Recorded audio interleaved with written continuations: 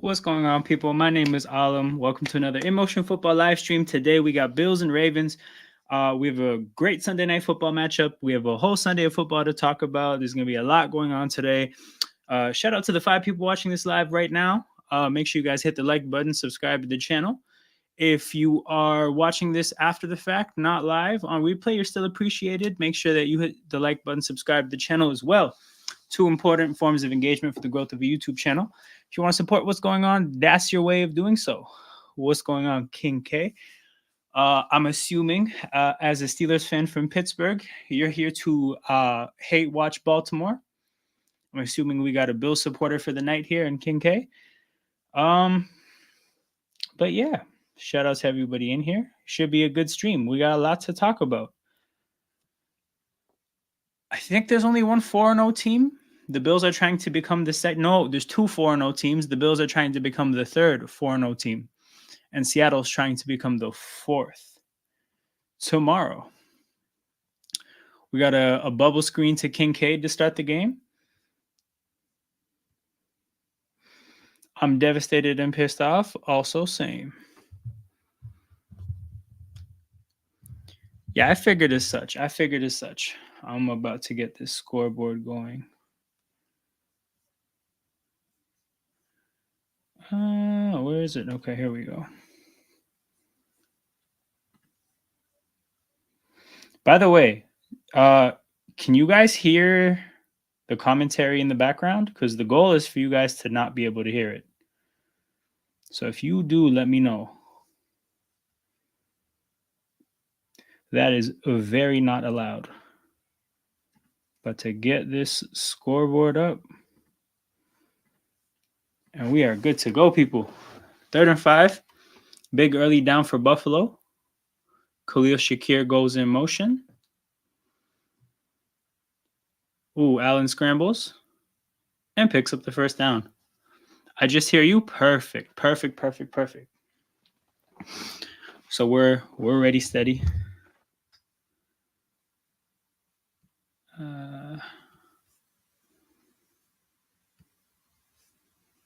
Got a lot of tabs open. I'm going to try to close these down.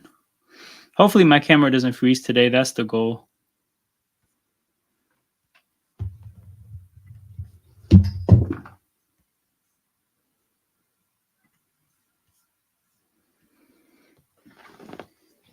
Wait, what did they call it? Did they call 15 yards on Baltimore for roughing the passer?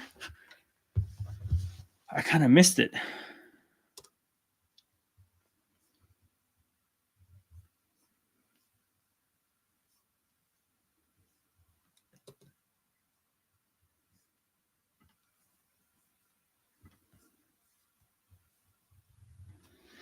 Oh, it's 4th and inches.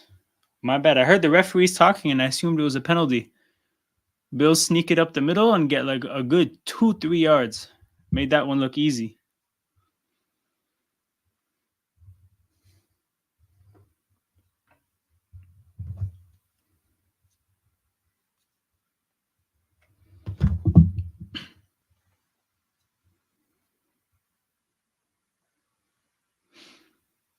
I wonder if, I don't know, one day they should do a proper breakdown of the way the Eagles do the sneak and why it works.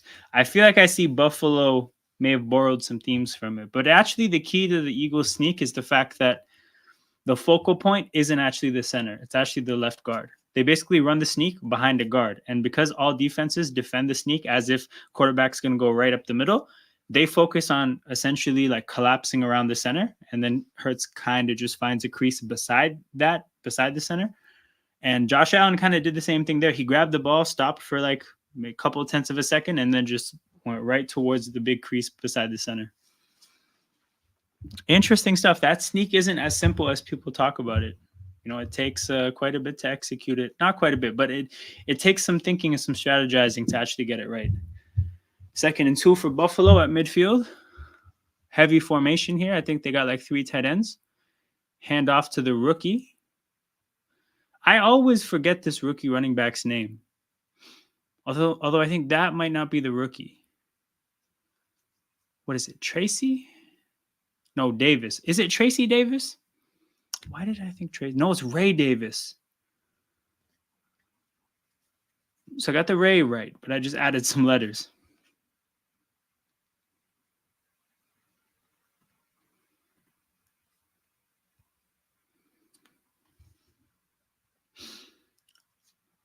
But yeah, 3rd and 2, empty formation, 5 receivers out there.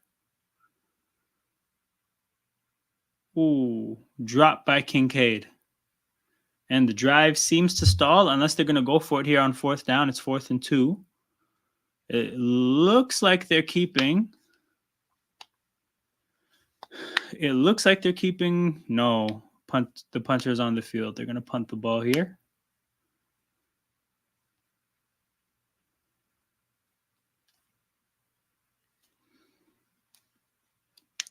Well, Ravens defense keeps the Bills scoreless on the first drive. That's a win for the Ravens early.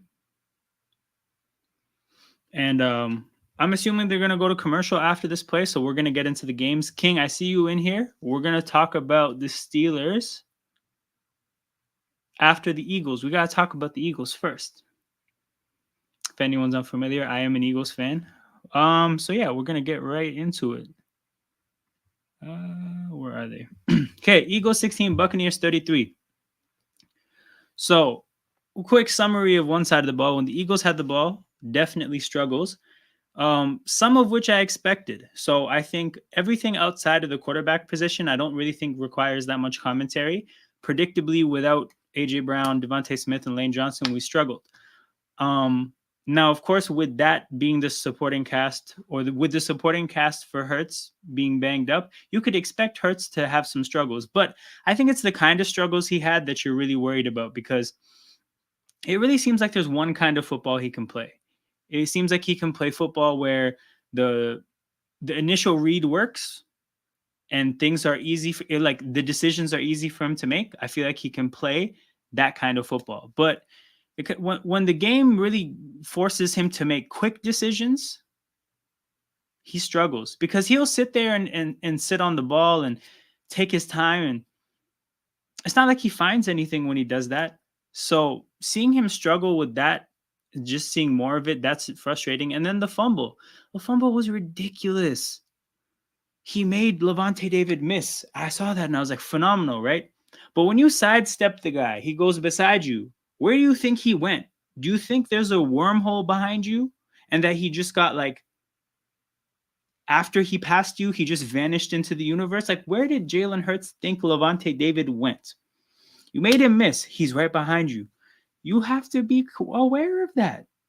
And he just winds up to throw the ball like he has all the time and space in the world. Forced fumble. That was frustrating. That was really, really, really frustrating. So, yeah, definitely discouraging to see Hurts struggle the way he did. Do I think we'll be better when AJ Brown is back? Yes. Do I think we're going to be a serious team knowing that this team has the flaws that they do? No. So that's a serious concern. When it comes to the defense side of things, and a very important lesson was learned today. So I think everybody saw the Eagles have struggles in week 1 and week 2 defensively here and there. I think both the games against the Packers and the Falcons, the defense had their ups and downs. Everybody saw the Eagles defense have a really good performance last week, and they figured, okay, maybe something changed. A key thing that I learned when I did some research on the game is that part of the reason that the Eagles fared well against the Saints is because they run a lot of 2 tight end sets. They don't really believe in their third receiver. They don't play a lot of 3 receiver sets. So because the Saints had a lot of 2 tight end sets, what happened in that game is that they forced the Eagles to play with 3 defensive linemen. So a nose tackle and 2 defensive tackles. Oh shit. Derrick Henry first carry of the game. He looks like he's in a foot race to the end zone. 47, Benford is maybe going to catch him, but he doesn't. Oh shit. Derrick Henry to the house, first carry of the game. You couldn't drop a better start for Baltimore. Defense keeps Buffalo off the scoreboard. Derrick Henry rumbles to the end zone. And then when Derrick Henry starts like that, stress. Because he's like, if a defense has to start out worrying about Derrick Henry, you're in trouble. A lot of the times with Derrick Henry, it takes a few quarters for him to really get into the game. But if you're going to make those adjustments early, it's going to set up Lamar keeping the ball. It's going to set up Lamar finding his weapons. Damn indeed, bro. Damn indeed. But yeah, to finish off what I was saying about the Eagles game, the Saints forced the Eagles to play big up front, and the Eagles actually can defend the run when they play big. The problem is they can't defend the run when they're playing a light front. And Tampa Bay did what more of what Green Bay and Atlanta did, which is spread us out, play a lot of 3 wide receiver sets, 4 wide receiver sets. They made us play our light fronts, and we just suck defensively when that happens. And that's what we learned. If we can't put ourselves as a team in situations where the other team doesn't feel comfortable playing these 3-4 wide receiver sets, we're going to struggle defensively. And that's not going away anytime soon, people. This kind of performance is always possible for the Eagles whenever they play. So really, really terrible, frustrating start for the Eagles to the season. Our 2 wins, both by 3 points, both easily could have been losses. But goddamn, what a start for Baltimore. Next game we're going to get into is Steelers-Colts. But before I say anything, King, I'd love to hear your reaction to the game. You said you're pissed off. Let's hear it. What happened? What was your assessment of the game? I saw bits and parts, obviously.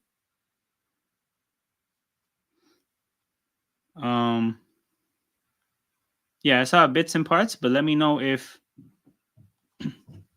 there's anything I missed. Shit. Touchback for the Bills to start their drive. They'll start at the 30. And they got catching up to do early.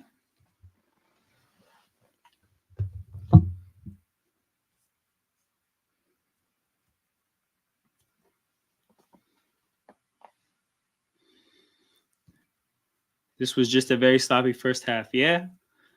Yeah, the Steelers offense seemed to get it going eventually. What do you think of the defense, though? Because I am surprised at the day that the defense had. I expected them to play better, but maybe I overrated the Steelers' defense a little bit. I still think they're pretty good, but I mean, I think they gave up 26 points in the first 3 weeks, and they gave up 27 points in this game.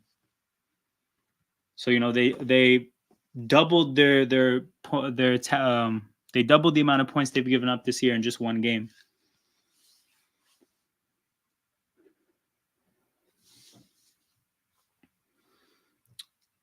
Second and 2 for the Bills. Very surprising for me. Yeah, I agree. Definitely surprised with the way the Steelers defense played. 7-0 Baltimore. Big drive for Buffalo here. They get about 5 yards from Kincaid.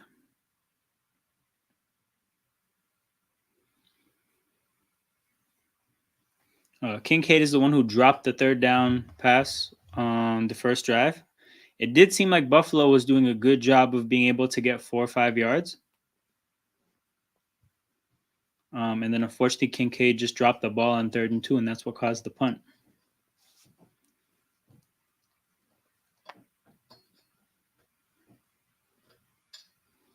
Josh Allen drops back, looks left, gets James Cook, easy 11 yards, and they move the chains again. This game is shaping up like it could be really, really good. Of course, that's, we expected that, and that's why we're doing a watch-along today for this game. We're also going to be doing a watch-along for Lions Seahawks. We will be there for that. Hopefully, this is just a very rare sloppy game when we get back on track next week. Who did the Steelers play next week? Okay, see? Oh, they did it again, by the way.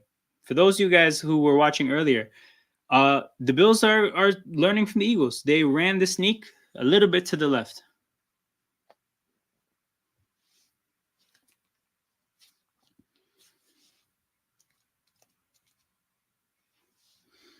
Dallas? Oh, that's going to be an interesting game. I think the Steelers will definitely win. Dallas is banged up.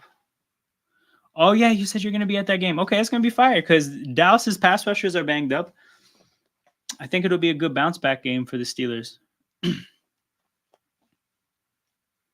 yeah, we're going to miss you in the chat. So we'll definitely Love to see you tap in after the game or something. Maybe on the Monday Night Football stream that week, you can let us know about your experience.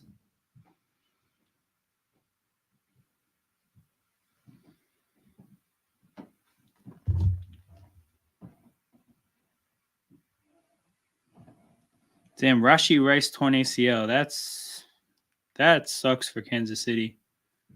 He is a huge part of their offense this year so far. He really took he stepped up as a receiver, just in terms of being their number one receiver. But specifically, he was running a lot of the routes that Kelsey can't run anymore, or maybe isn't as effective running anymore. I actually don't like. They could maybe add a receiver, but I don't think they can replicate Rashee Rice exactly. Like their offense has to change a little bit now. That or maybe when it gets to halftime. Oh yeah, hell yeah.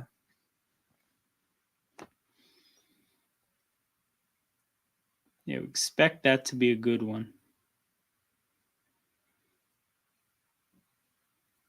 Bills, 2nd and 6, play action. Looks like Shakir does a good job of fending off a Ravens linebacker, but nobody gets open down the field. Josh Allen has to just chuck it into the stands.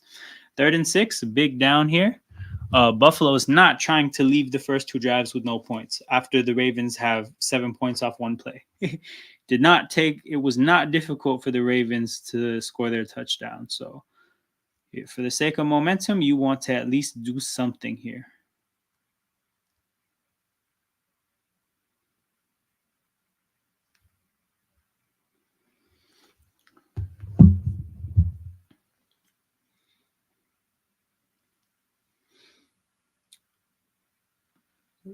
Josh Allen, tight ends. That's Knox? No, it's Kincaid.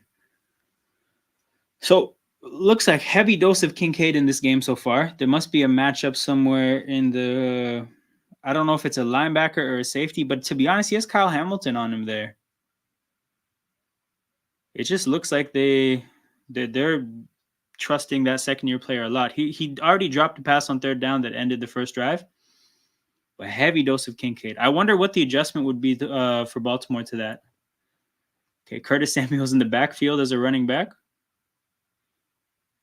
Yeah, Curtis Samuel's still in the backfield.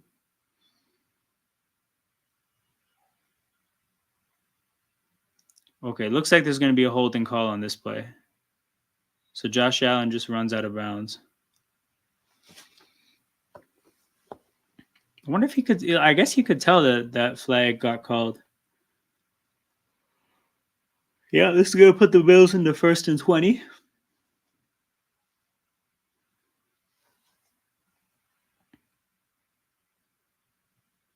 Holding on the right tackle.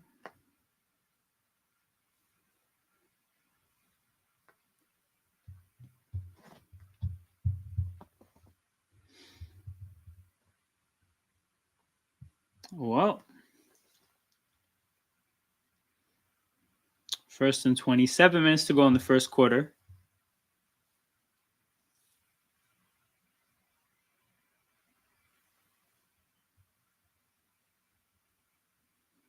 Allen looks right. Throws a slant to Mac Hollins. Just a quick throw to get some of those yards back. It looks like it'll be like 2nd and 13. A lot of quick throws for Buffalo so far. I don't know if that's because of specific deficiencies they see in the secondary or if they don't think that their offensive line can hold up against the pass rush, but pretty clear effort here to get the ball out of Josh Allen's hands early. A lot of quick throws to Kincaid, that one to Mac Hollins. There was one earlier to Shakir, I think. Now, he is Josh Allen, so there will be some plays he just holds onto the ball, but then another quick throw there to Shakir. A big up Joel, man. Fuck, man. Nothing else to say. I talked about the Eagles game already on the stream. Not really going to get into it again, but what the problems they have are bigger than just any one person. Like the problems are a product of everything together, so that they won't get different outcomes unless they make a lot of changes. Whatever you think the changes would need to be, like if they just replace the coaches, the personnel is also flawed. If they just upgrade a couple of the spots on the team. There'll be others that still aren't good enough. They need to. They are one good offseason away from being Super Bowl contenders. But yeah, the conversation about Hurts is more just like, yes, you can win with Hurts, but you have to do so much to put Hurts in a position for him to play well because of certain limitations he has in terms of his ability. So that's frustrating to just see that more and more. Like Joel, the strip sack from Levante David, did that not remind you so much of Carson Wentz? Of just like looking at the quarterback and wondering like, what the hell were you thinking? You made Levante David miss, right? Awesome move. Awesome move. But after you made him miss, where did you think he went?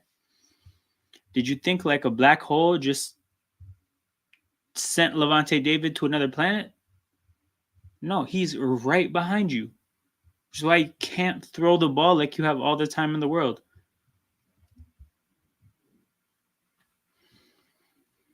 So I agree that he's lost the agility, right? Because clearly he's not the same athlete. And I don't even know what the injury would be that caused that. I could understand how Wentz lost his agility. Maybe Hurts is just maybe he did the RG3 of putting on weight to try to be able to take hits better. And now the weight is causing him to not be as athletic. But so I think the agility is gone. What I'm learning about the decision making is that I don't think he ever was a good decision maker. I think Steichen put him in a great spot to where his decision making was hidden. I think Hurts was always a player that was good when the first couple reads of the play were there. And now we're learning that when the first couple reads aren't there, he can't actually go through his reads and like reach the right decision. He takes a lot of time to figure out what he wants to do. Once he figures out what he wants to do, it's not a good decision. Like Steichen was scheming up a lot of advantageous situations for Hurts. Go Colts, biggest upset so far, 11 wins is coming. Strong performance from the Colts, definitely pleasantly surprised for them. But yeah, Joe Flacco, any word on what's going on with Richardson? If he's going to be healthy? But yeah, Flacco, great backup. Flacco is hooping, man. Flacco, it's amazing what he's done with the latter part of his career. But yeah, I trust Flacco a lot. And guys, I don't know if you guys were here. I think it was one of the streams during the game last week. I was talking about in Indy how Anthony Richardson has to be very careful about the team finding out that Flacco is the better chance to win games right now. Because if the team ever gets to a point where they feel like Flacco gives the team the best chance to win football games, it's going to be tough for Steichen to persist through Anthony Richardson not playing that good. Now, I still think it's possible that Anthony Richardson could end up being a pretty good quarterback, but he has to play through these early parts of his career. And this team won, 10, 11 games with Gardner Minshew. If they see Flacco playing and they think, you know what, Flacco gives us our best chance to win. Minshew gave us our best chance to win last year. It's just going to be tough to convince the locker room that what's his name should be playing. Richardson should be playing. So it's almost like Richardson's putting himself in a tough spot. We got a big 3rd and 7 here to pivot from the Colts Steelers game. Allen steps back. Pass rush gets home. Looks like they're going to call another holding. Allen chucks it through the back of the end zone. Actually, I lied. It was a decent jump ball opportunity for Coleman, but Nate Wiggins with great coverage there. There's a cycle of a quarterback's career in Philly. Yeah, I feel like we're going to draft somebody that ends up getting some run within the next 2 years. Man, I'm depressed. Yeah, we were talking about that earlier. Bruised hip, I think. Oh, at least that's not a long-term injury. Yeah, Flacco is definitely better than Minshew. Flacco is a solid quarterback. And if Anthony Richardson comes back and doesn't play better than Flacco, then Steichen's going to be in a tough spot. Like the situation I drew parallels with is Carolina. Like that coach had to, he knows he's, wait, They accepted the penalty. I thought it was going to be 4th and 7. Where are they at in the field? Where are they at here? At the 40. So they opted for this rather than making Buffalo kick a 48-yard field goal. Well, they better not give up yards here. Oh shit. Well, it's basically the same thing. It worked out for Baltimore. I was scared though. Imagine you get a 5-yard penalty holding, automatic first down on that play.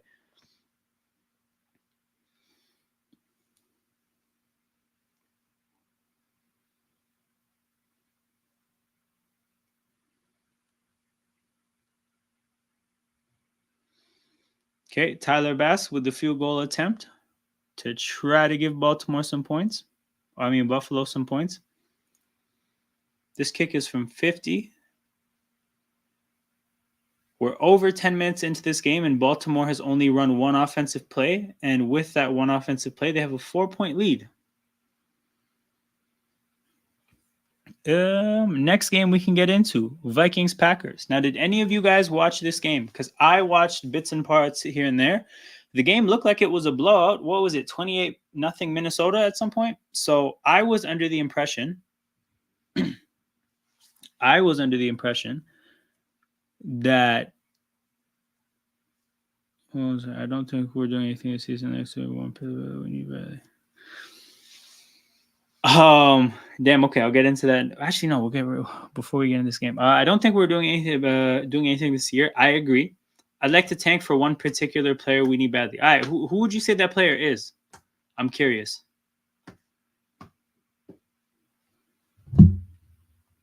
Who would you say that player is?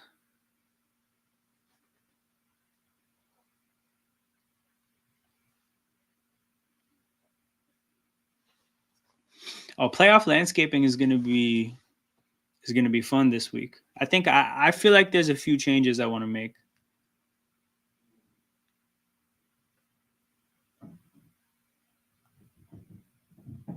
Yeah, it's definitely going to be a few changes.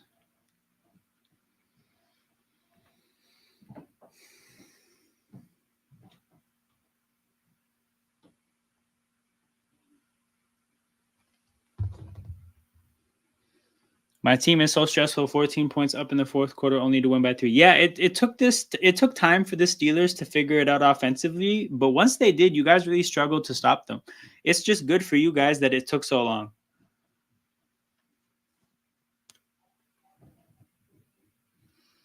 I'd say Travis Hunter. Ooh. We'll talk about that in a second.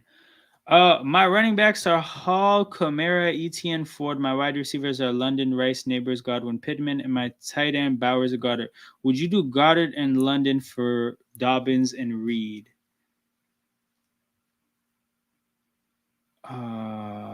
Yes. Hold on. Let me look at Bowers' stats. Let me look at Bowers' stats real quick. I gotta make sure that I'm not off about what I'm about to say. See, you got thoroughness on this side, bro. I'm not gonna. He's averaging about 54 yards a game, no touchdowns. Okay, this gives you Dobbins. You have Hall, Kamara, Etienne, Ford. London, Rice. Oh, you have Rashee Rice, but bro, Rashee Rice is about to be out for the year. I think. So then you really have London, Neighbors, Godwin, Pittman. Ooh, actually, I'm gonna be honest with you, Augusto. I don't think you need Dobbins this. You know what? I would do it. I would definitely do it. I like Jaden Reed a lot. Yeah. You're swapping out London for Reed. That's fine. Goddard to Dobbins. It's me personally in fantasy. I don't mind being weak at tight end to be really good at the flex spots. So if you only have Bowers, I think that's okay in the grand scheme of things.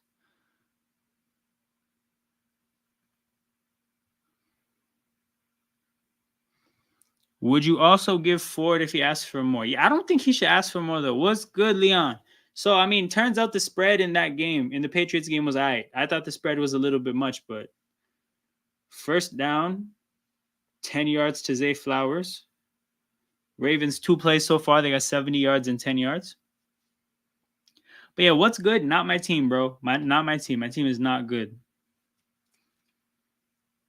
This is the last year I'm ever drafting Kyle Pitts. Oh, bro, I gave up after year 1. I gave up after year 1. And to be honest, yeah, it makes sense for this to be the final straw because if it doesn't work in this offense, it'll just never work. But I kind of just didn't have faith early. Also, Arthur Smith was a terrorist. I didn't get any Falcons offensive players. Desmond Ridder, you can't draft players in a Desmond Ridder offense. Are you saying we're near the end for both players or the connection between the two? Same here. I'm trying to sim to the end of the offseason. Pitts needs to be moved to wide receiver. Maybe in a different offense, but I think having London and Pitts as your receivers in one offense, like you're missing some. You have too much of the big physical receiver kind of archetype. Like even though like they're both, you could say they're both relatively fast for how big they are, but that's still not fast in the grand scheme of things. I think you need more of a vertical threat. It's a little bit unbalanced. He is asking for Ford. Should I do it? Because I have other trade ETN for Keenan for Deontay. Fuck it. Oh, I like the other trade a lot. Because I think Keenan Allen is a sunk cost.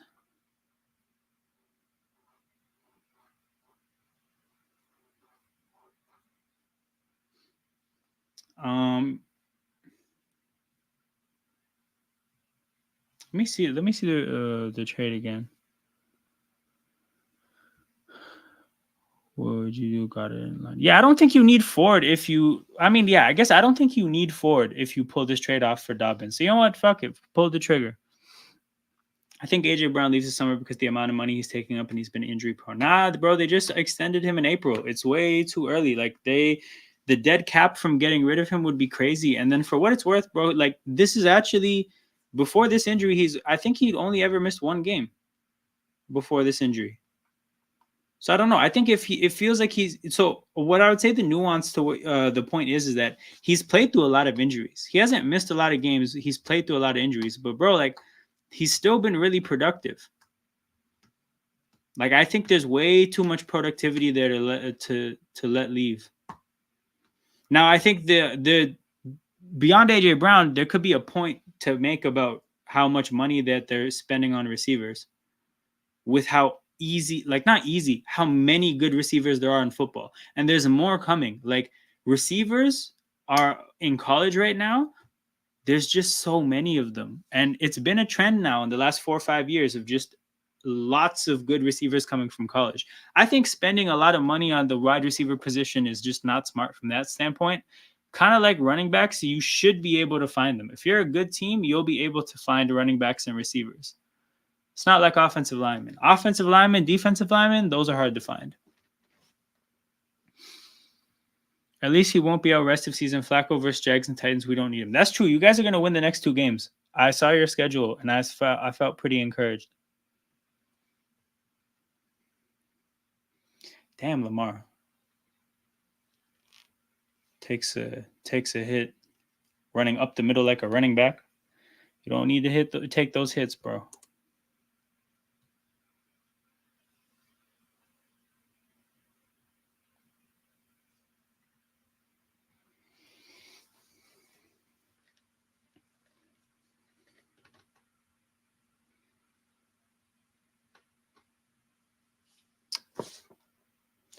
Jags bottled it for me. Yeah, Jags 0-4. That team is cooked. That roster, like the whole combination of everything, coaches and roster together, cooked. Justice said, man, the Ravens are moving the ball easily.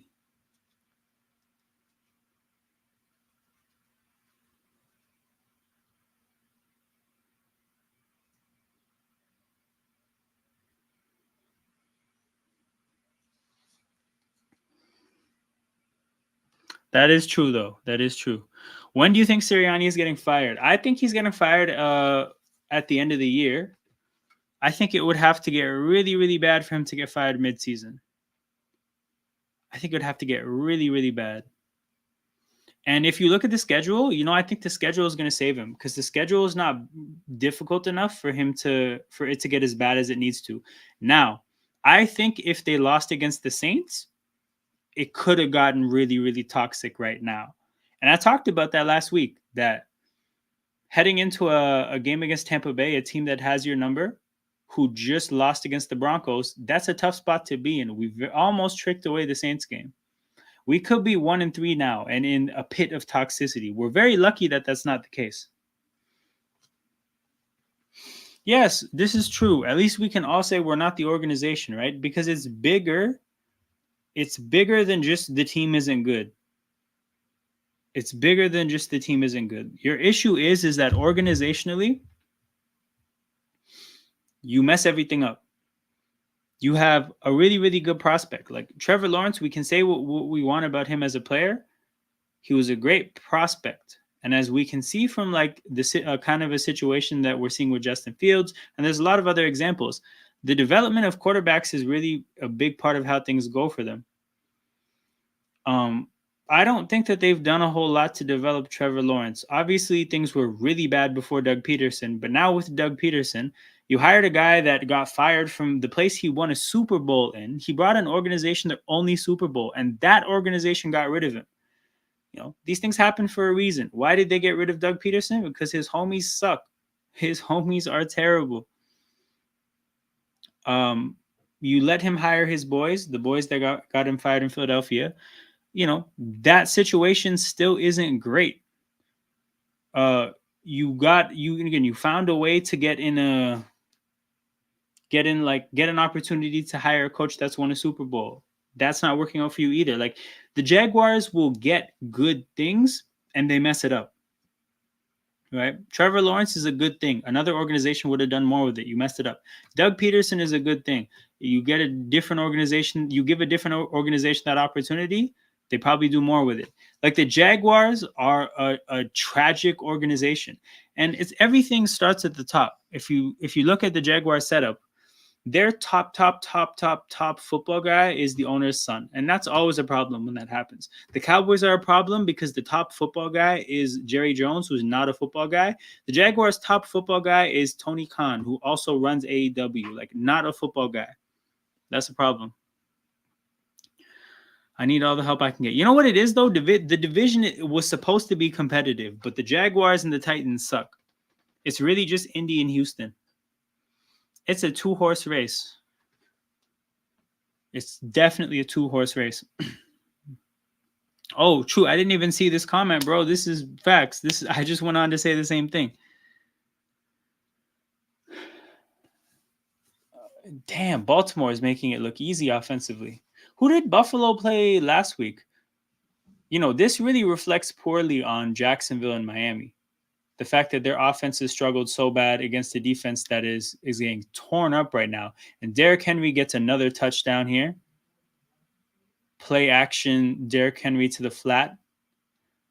They're making it look easy, people. They're making it look really, really easy. Okay, let's get into another game now because we're going to get a lot of replays and commercials. Vikings-Packers. Okay, again, like I didn't watch a lot of this game because it looked like a blowout early, so I went away from the game. But what I'll say is it looks like Jordan Love wasn't ready to play football. I think they kind of rushed him back because of how big of a game this was. But I don't care how much production he had. 3 picks is 3 picks in the divisional game is unacceptable. 3 picks in the divisional game is unacceptable. So I think they ran the ball 17 times, threw it 54 times. Once the game script takes you into that territory, you're already in a tough spot offensively. Like, yes, he threw for almost 400 yards and 4 touchdowns, but the 3 picks is unacceptable.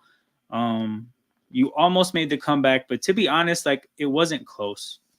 It looks close because of the 2-point margin, but I think it was a 9-point game until like 2 minutes to go. They had to do an onside kick because they had no timeouts. Onside kicks are really not a thing in 2024 football.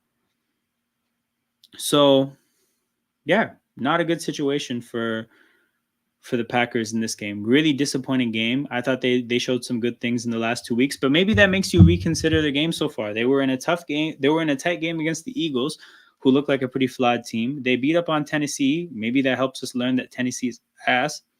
And they beat up on, who else did they beat up on? Oh, Malik Willis. He beat the Colts, right? Yeah, he beat the Colts. I mean, yeah, the Colts at that point, Anthony Richardson played a bad game.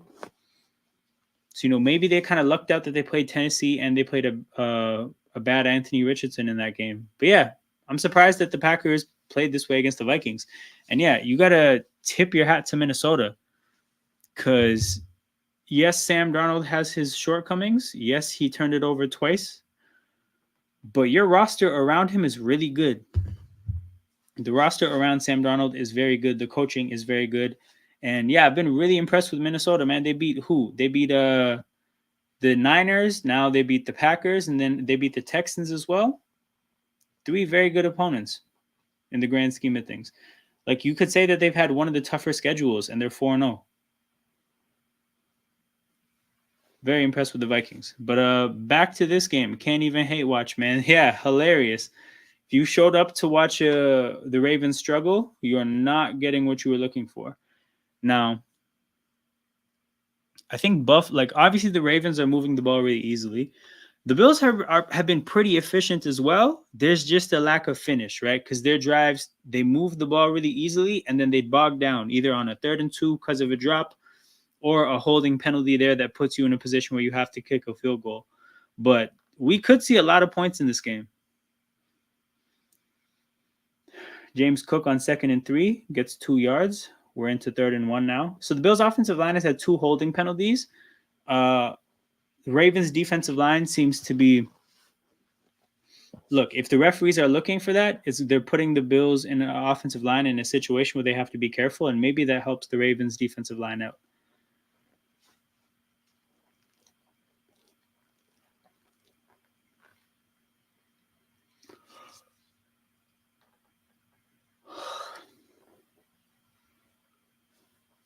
Khalil Shakir in motion.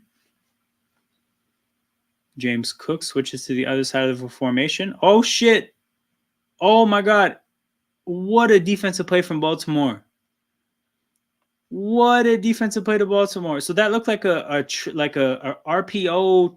Like, basically, Josh Allen had 3 options. He could hand it off, keep it, or throw it. The front 7 put themselves in a position where the read got blurred, and the read for Allen was to keep the ball. But as soon as he kept the ball, there was somebody right there. So they blew up the first 2 options, and then Allen has to throw it to the guy in the flat. But even he's covered as well. God damn, that's great from Baltimore, man. That's a really difficult play to cover up all the options for. The fact that they were able to... It's like they knew that play was coming because they dialed up the perfect play against it. So now Buffalo leaves their first 3 drives with 3 points. Whereas Baltimore, I think, has 14 points from like 8 plays, maybe. Let me check on that.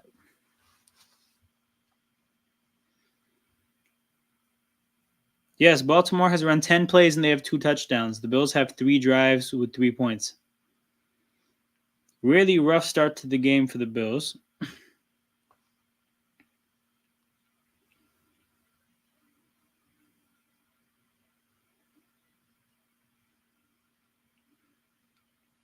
When do the Ravens and the Steelers play? Because those games are going to be awesome this year. They play Saturday, the 21st of December in Baltimore. That's going to be an amazing game. And then November 17th. So they're towards the back end of the season as well. Towards the back end of the season, there are going to be some cold physical football games, Ravens against Steelers. Definitely would love to do watch-alongs for those games.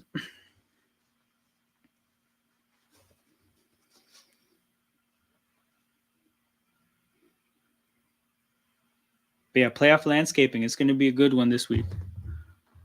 Yeah, man. They're going to be sensational games. Speaking of another sensational game, Jaguars-Texans, people. So this was a game I watched a bit of. I watched the ending for sure. more contested than I thought it would be. I guess you could chalk that up to being a divisional game, but there's really no need to get too deep for the Jaguar side of things, because even though you played a good team pretty close, it doesn't matter. You needed a win. This was not a game where a good performance could suffice. You absolutely needed to get the W, and you didn't. You just didn't. You lost the game. You're 0-4. I read off the stat a bunch of times last week that only 3 of the 255 teams to go 0-3 in the history of football since the Super Bowl started, only 6 of the 255 teams have gone on to make the playoffs. I'm pretty sure that no 0-4 teams have ever gone on to make the playoffs. So the Jags are cooked. The Jags are officially cooked.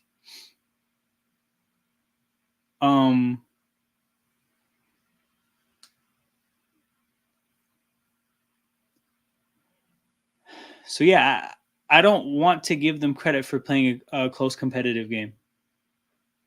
Their season is over. As an organization, they're at a fork in the road. Doug Peterson probably gets fired. And then who can you bring in to get the most out of Doug Peterson? Okay, the game is back. We're going to get to the Texans side of things after this drive or next commercial break. We can basically cut the Jags season is over already. 100%, 100%. Lamar Jackson play action, looks left, throws it about 30 yards down the field to Likely, who gets tackled immediately. The Ravens are already at midfield. Their game plan looks sensational. Everything they're trying is working. They're at about 11 plays into the game for them offensively, and I've yet to see one that didn't work. And if you watch this angle of the replay, you can see that the play action to Derrick Henry freezes the linebackers a little bit. And then the space behind the linebackers is exactly where they attacked. So that's, setting a defense up with Derrick Henry earlier. And that's the impact. The linebackers can't get as deep as they need to defend passes. And they take advantage of specifically that. Oh, they did. Oh my God, they did the exact same thing again. Mark Andrews. Mark Henry is hilarious. Mark Andrews just drops the ball this time. Damn near the same play action. They look to the same part of the field. The exact same space is open, and Mark Andrews, who's even more open than Likely was, just drops the ball. Oh man, you can't do that, man. You can't do that.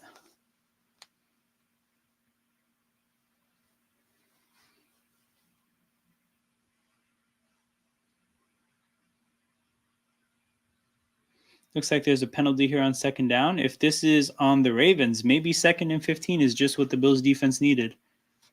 Yep. False start. Ravens get backed into 2nd and 15. Well, this is Buffalo's chance. If you can't get off the field here, I'm sure it's going to be a very discouraging sign for getting off the field later.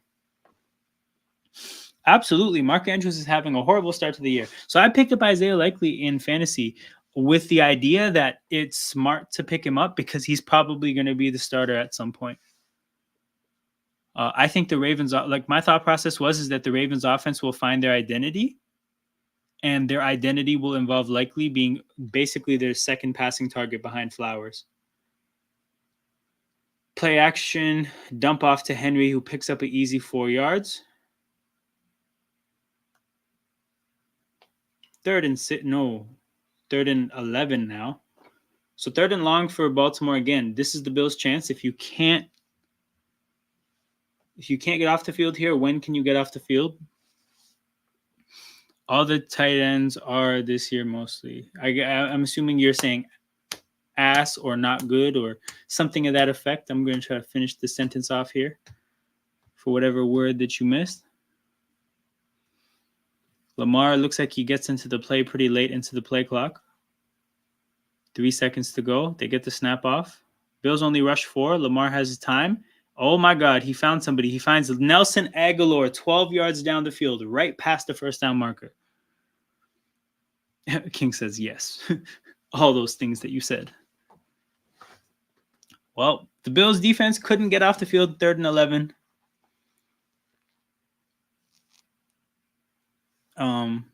If the Ravens score a touchdown here, this could get ugly, and we might have to dip into our break. Like we might have to hit our break in case of emergency streaming segment which is to predict the entire year. So if this game becomes a blowout and becomes unwatchable, that is what we do here at In Motion Football. We pull up a season predictor and we predict the entire season. We did it in week 1 when Rams Lions was looking like a shitty game, and we're going to do it again here.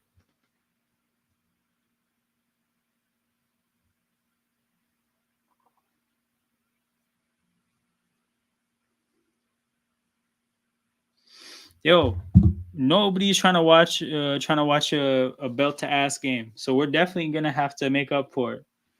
What the fuck, Buffalo is real though. What the fuck, Buffalo is real. 1st and 10. Hand off to Derrick Henry. Gets about 5 yards. So they were in 2nd and 15 in the last set of downs. Now they're in 2nd and 5. Much more advantageous situation. Oh yeah, it's worse for you. It's worse for you. It's like me watching the Cowboys when they blow a team out. It's not fun. Who's that? Taylor Rapp? He looks like he went helmet to thigh.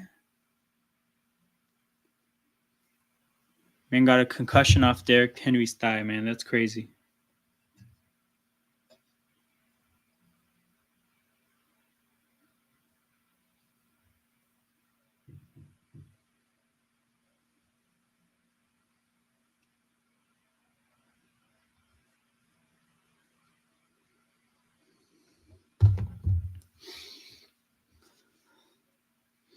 But yeah, we can get to a different game.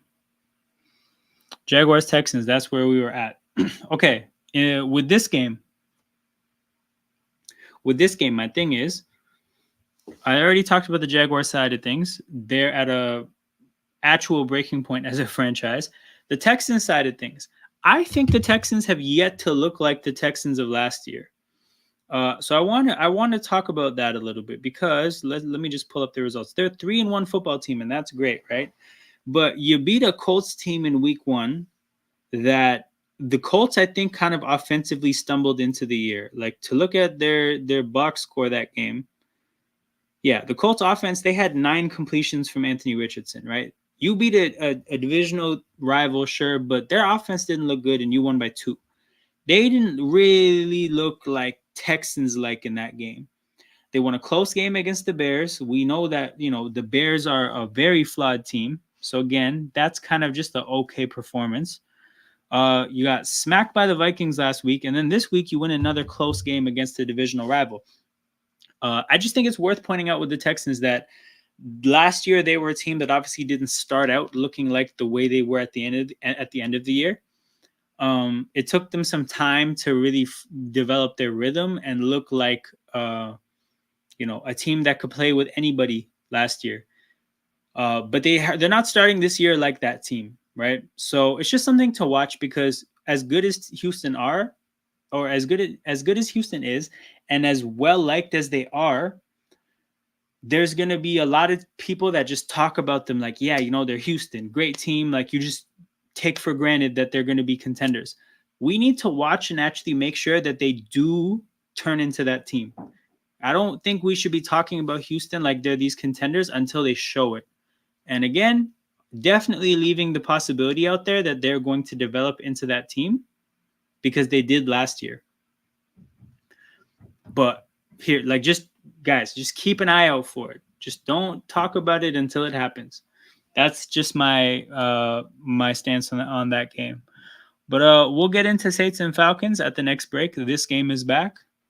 Ravens on 2nd and 4. They bottle up Henry behind the line of scrimmage, tackle him down for 2nd and 5. But there's a flag on the play in the area of either offensive holding or illegal hands to the face on the defense. It looks like it's offensive holding. I just saw the signal from the ref.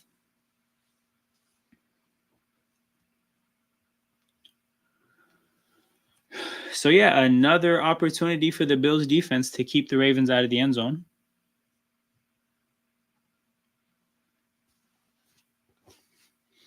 Patrick McCarry.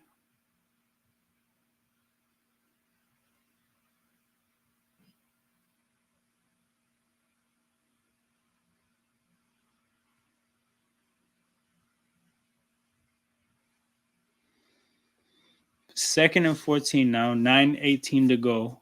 The Ravens are at the edge of field goal range, but Justin Tucker's been missing field goals. Pump fake, play action. Lamar looks deep. He has tons of time. Oh, wow. Throws into triple coverage. Aguilar almost makes a one-handed catch, but just can't quite come down with it. That was a weird play from beginning to end. So I'm pretty sure here, watch this again on the replay. I think he pump fakes to nobody. I don't think there's actually a target for the pump fake. Then he turns the wrong way for the play action. And then, so that was already like not a coordinated play. There's no way that that was the plan. Then he looks around for an option, can't find anybody, gets lots of time. Offensive line did great. But it looks like, oh man, Zay Flowers looks like he's probably the better option there. But yeah, then he throws into triple coverage at the end of it. That was just a confusing play to watch. Screen to Justice Hill here on 3rd down, and oh my God, they convert the 3rd down again. So the Ravens have converted a 3rd and 11 and a 3rd and 14. Shout out my guy Surfo. Zay Flowers was wide open. Yes, he missed him there. Zay Flowers was the guy to throw to there. But yeah, the Bills, look at the look on James Cook's face. He's shaking his head. The Ravens converted on 3rd and 11 and 3rd and 14. These were your 2 chances to get off the field. The way oh my God, Baltimore's offense, they're cooking in this game. Their game plan, they clearly showed up with a game plan, and it's working. Everything that they're doing is working. The only thing that looked like it was going to get in their way was holding penalties. And what did they do on those two set of downs? The holding penalties put them into 3rd and 11 and 3rd and 14. They converted both. So yeah, Baltimore running a lot of clock on this drive. 8 minutes to go. Henry gets them into 2nd and manageable. As good as the Ravens are doing, I can at least say that they're really screwing themselves with penalties. But man, they're making up for it after they screwed themselves, though. Man, fuck the Bills. The whole Bills team. The whole Bills team. They have 3 points in 3 drives. And they might get the ball back down 18 with like 5 minutes to go in the 2nd quarter. Lamar to the end zone, wide open Justice Hill. It's a touchdown. Oh my God. Baltimore is cooking. It's an 18-point game. If the Bills don't get it within 2 scores at halftime, all second half, we're predicting the whole season. Again, for those of you who aren't familiar with how we do things in motion football, when games become blowouts, we predict the entire season. We did it on the first Sunday Night Football watch-along, Rams-Lions. When the games get bad, we go deep into the mud and we predict the entire season. You know how mentally draining it is to predict what? We predicted 17 weeks, me and Peter. We predicted 17 weeks in week 1. At least this time around, it'll be 14 weeks. It'll be a little bit less draining mentally. Okay, but yeah, back to the game recaps. This time we're going to have Saints and Falcons. So this game was a bit surprising. The reason it was surprising was because the Saints are pretty banged up. Kamara played through a couple injuries, and whenever you have an old running back that's not healthy, old in the grand scheme of things, but yeah, when you have an aging running back that's not healthy, I always assume that's not going to be good. Olave, they only trust 2 receivers. They never play 3 receiver sets. So one of their 2 receivers that they trust was hurt. So I always look at that as an issue. And again, I think they kind of got exposed a little bit in a few ways last week. So I'm surprised that the Saints actually were even in a position to lose it at the end. You could say the Falcons got lucky with that call. Not lucky from the standpoint that it was a bad call. They were just lucky that Paulson Adebo completely just mugged the receiver for no reason, because that's what he did.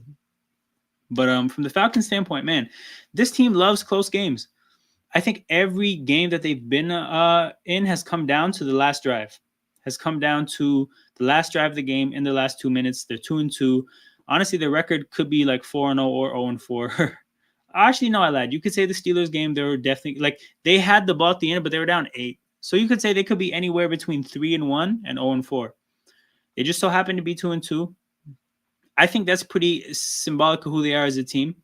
I don't think they're really going to blow people out like that. I think they're also going to be a hard team to blow out themselves. They're probably going to be in a lot of close games, and they're probably going to finish with a record that's around 500. So Falcons just are who we think they are. When it comes to the Saints, yeah, I think the Saints.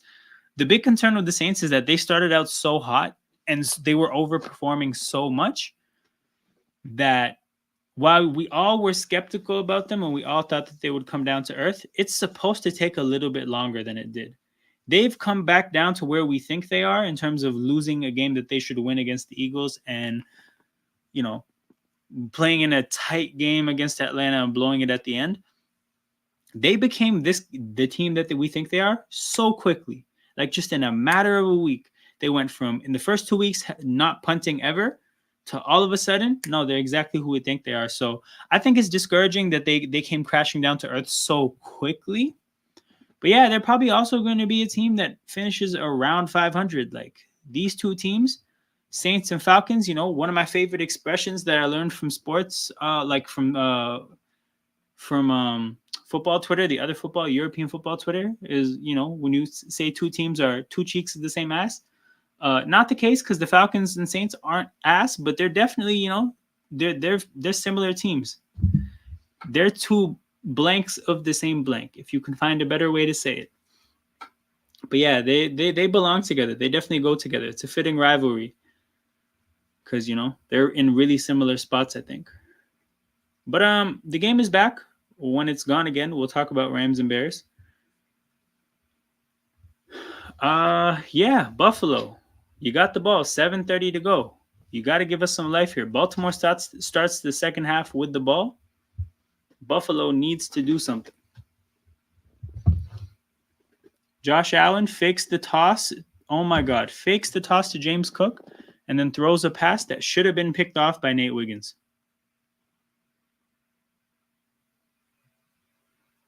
Should have been picked off by Nate Wiggins. That's a really bad underthrow to Matt Collins.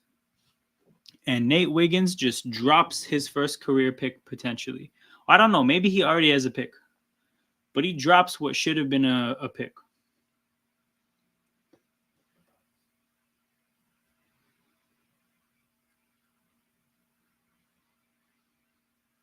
Goes to the flat to Khalil Shakir. And the Bills are going to be in like 3rd and 7. So, boy, if they go 3 and out here, this game could get ugly.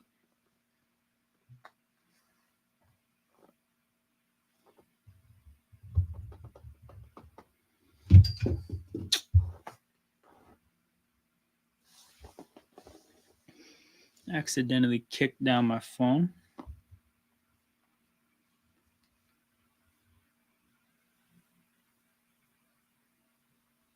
Josh Allen gets sacked. Oh my God.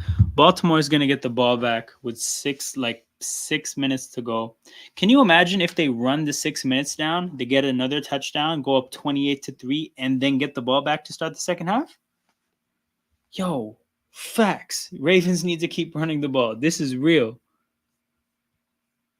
This game is they are officially now in like just run the clock out mode. This is as like the thing is the Buffalo Bills really smacked the shit out of Miami and Jacksonville, and now they're getting smacked in this game. 3 of the 4 games the Bills have been a part of have been blowouts. That's a weird kind of team to be a part of. Yo, the hate watch is failing, but don't worry. We're predicting the entire season, second half. It looks like that's what Lamar's gonna do. It looks like that's what we're gonna have happen. All the way. Also, by the way, Serafel, if you ever want on the stream, just let me know and like I'll send you the StreamYard somehow. But also, like I know it's kind of late, so I completely like expect people to not really want to. But if you ever do, just let me know. Feel free. Bills run defense isn't that good. A-Chain did numbers on a pass first team. Yeah, I may have forgot about that. Let's see.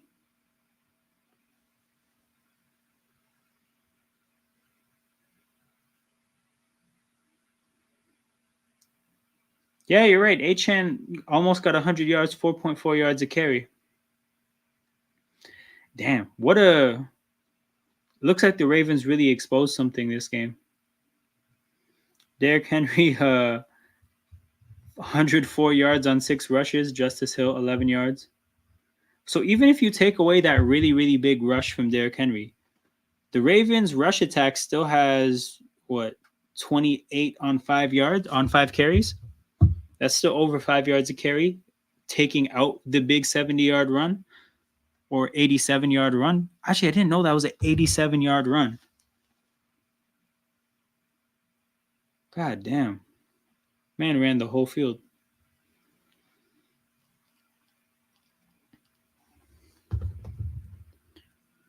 Well, it looks like we won't be the worst undefeated team who lost this week. This is true, man. Buffalo stealing a lot of people's thunder right here. There's a lot of, if you're the Eagles, you should thank Buffalo for probably doing something to dominate the conversation this week in football.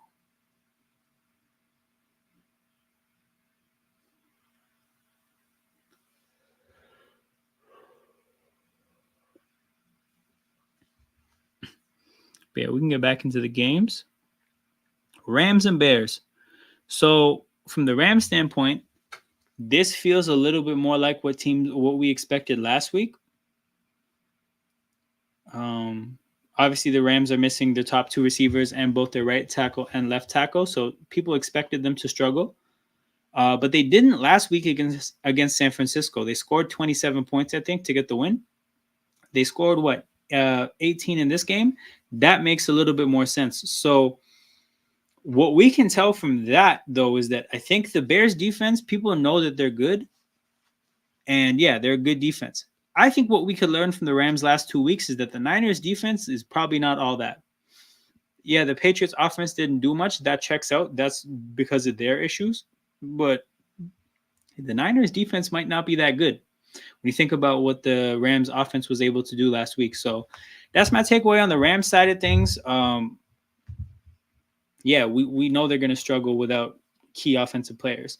Now, when it comes to what happened when the Bears had the ball, surprisingly, I'm going to pull up the numbers to make sure I'm not off about this.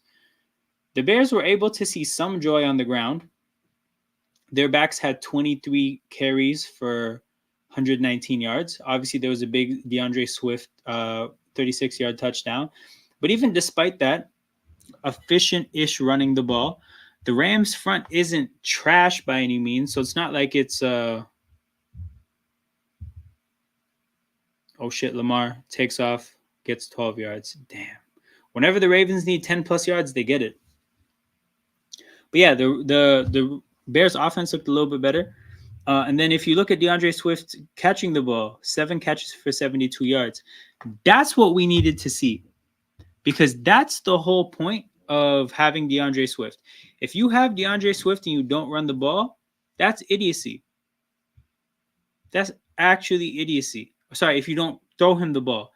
Part of my big criticisms of the Eagles last year is that you trade for DeAndre Swift and then you never really throw him the ball. What is the point? What is the point? So I say the same thing about the Bears. You finally figured out, man. You got to throw the ball to DeAndre Swift, man. Amazing, amazing pass catching running back. They did so. We heard a little bit about the Bears. Apparently, their offensive players went to the coach or the offensive coordinator, Shane Waldron, and they said, "Big dog, you gotta make some changes. You have to make some changes." And I don't know if he made exactly the changes that they asked for, but again, we saw some positive signs for the Bears offense. I'm still very skeptical about them as a team. I put them when I did my playoff landscaping on Tuesday.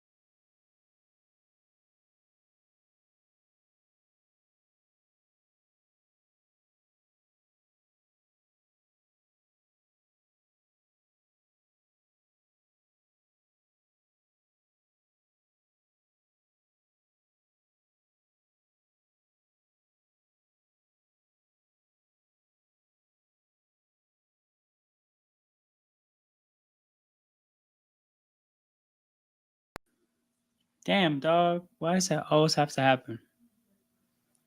Um, where's the scoreboard? Here we are. Okay. Yeah. I got caught in my ramble about the Bears, but we'll get back to that after the Ravens are done scoring points here. Because yeah, they are driving easily. They're in 1st and 20, but we've already seen them 3 times need more than 10 yards and get it. So I have no faith in the Bills defense stopping them. 2:30 to go. It also looks like the Ravens are going to kill the clock. They run a quarterback draw here, and Lamar fumbles the ball. Oh my God. The Bills got their break that they may have needed. Again, they couldn't stop the Ravens, so lucky for them. They're getting a turnover here. So, I mean, it's just bad from Lamar here to, you got 5 yards. In an effort to get 6, you kind of jump around or jump. Well, I mean, he had to jump to avoid the hit, but you put yourself in the air. Defender gets, I think, either the helmet on the ball or a hand on the ball or something. Let's see again here. Actually, maybe nobody got anything on the ball. I think Lamar just dropped it because he was kind of in the air awkwardly. Oh, no. Yeah, no. 42 knocks the ball out. A linebacker knocked the ball out. No need to jump there. No need to jump there. Yeah, the more I see it, it's like you could have just went down after 4 or 5 yards. The way you're moving the ball, you can just play it safe. Now they give. So here's the thing. Yes, it's just one turnover and you're cooking, but the momentum change with the turnover and then the potential for how this half is going to end, that's a huge swing.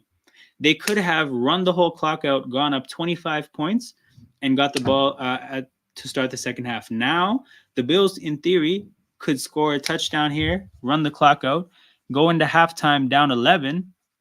It's a 14-point swing, which that part is obvious, but like the difference between an 11-point game at halftime and a 25-point game at halftime, shit, that's 2 different worlds. We pack like the Bills pack it in if they're down 25.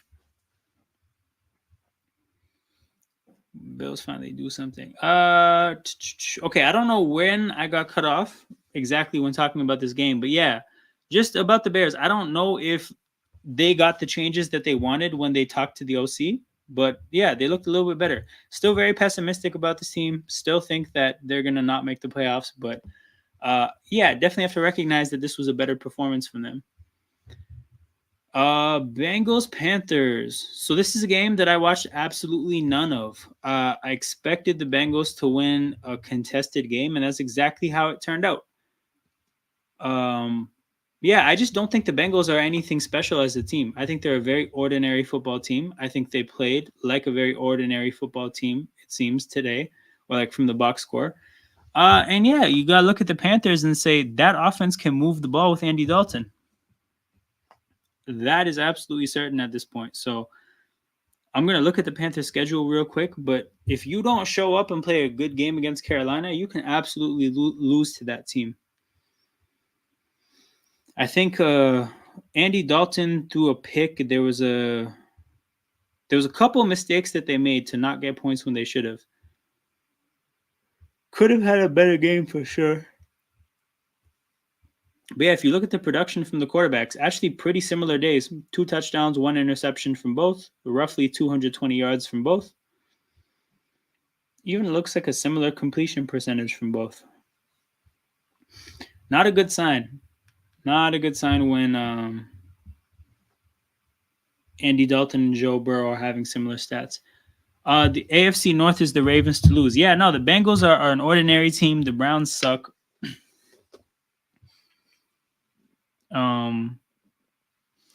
So my thing about I have a question for you. How many wins do you think the Ravens are going to get? And I think it's fair to you can give like a 2-game range, like 11 to 12 or 12 to 13. Like how many wins do you see them getting?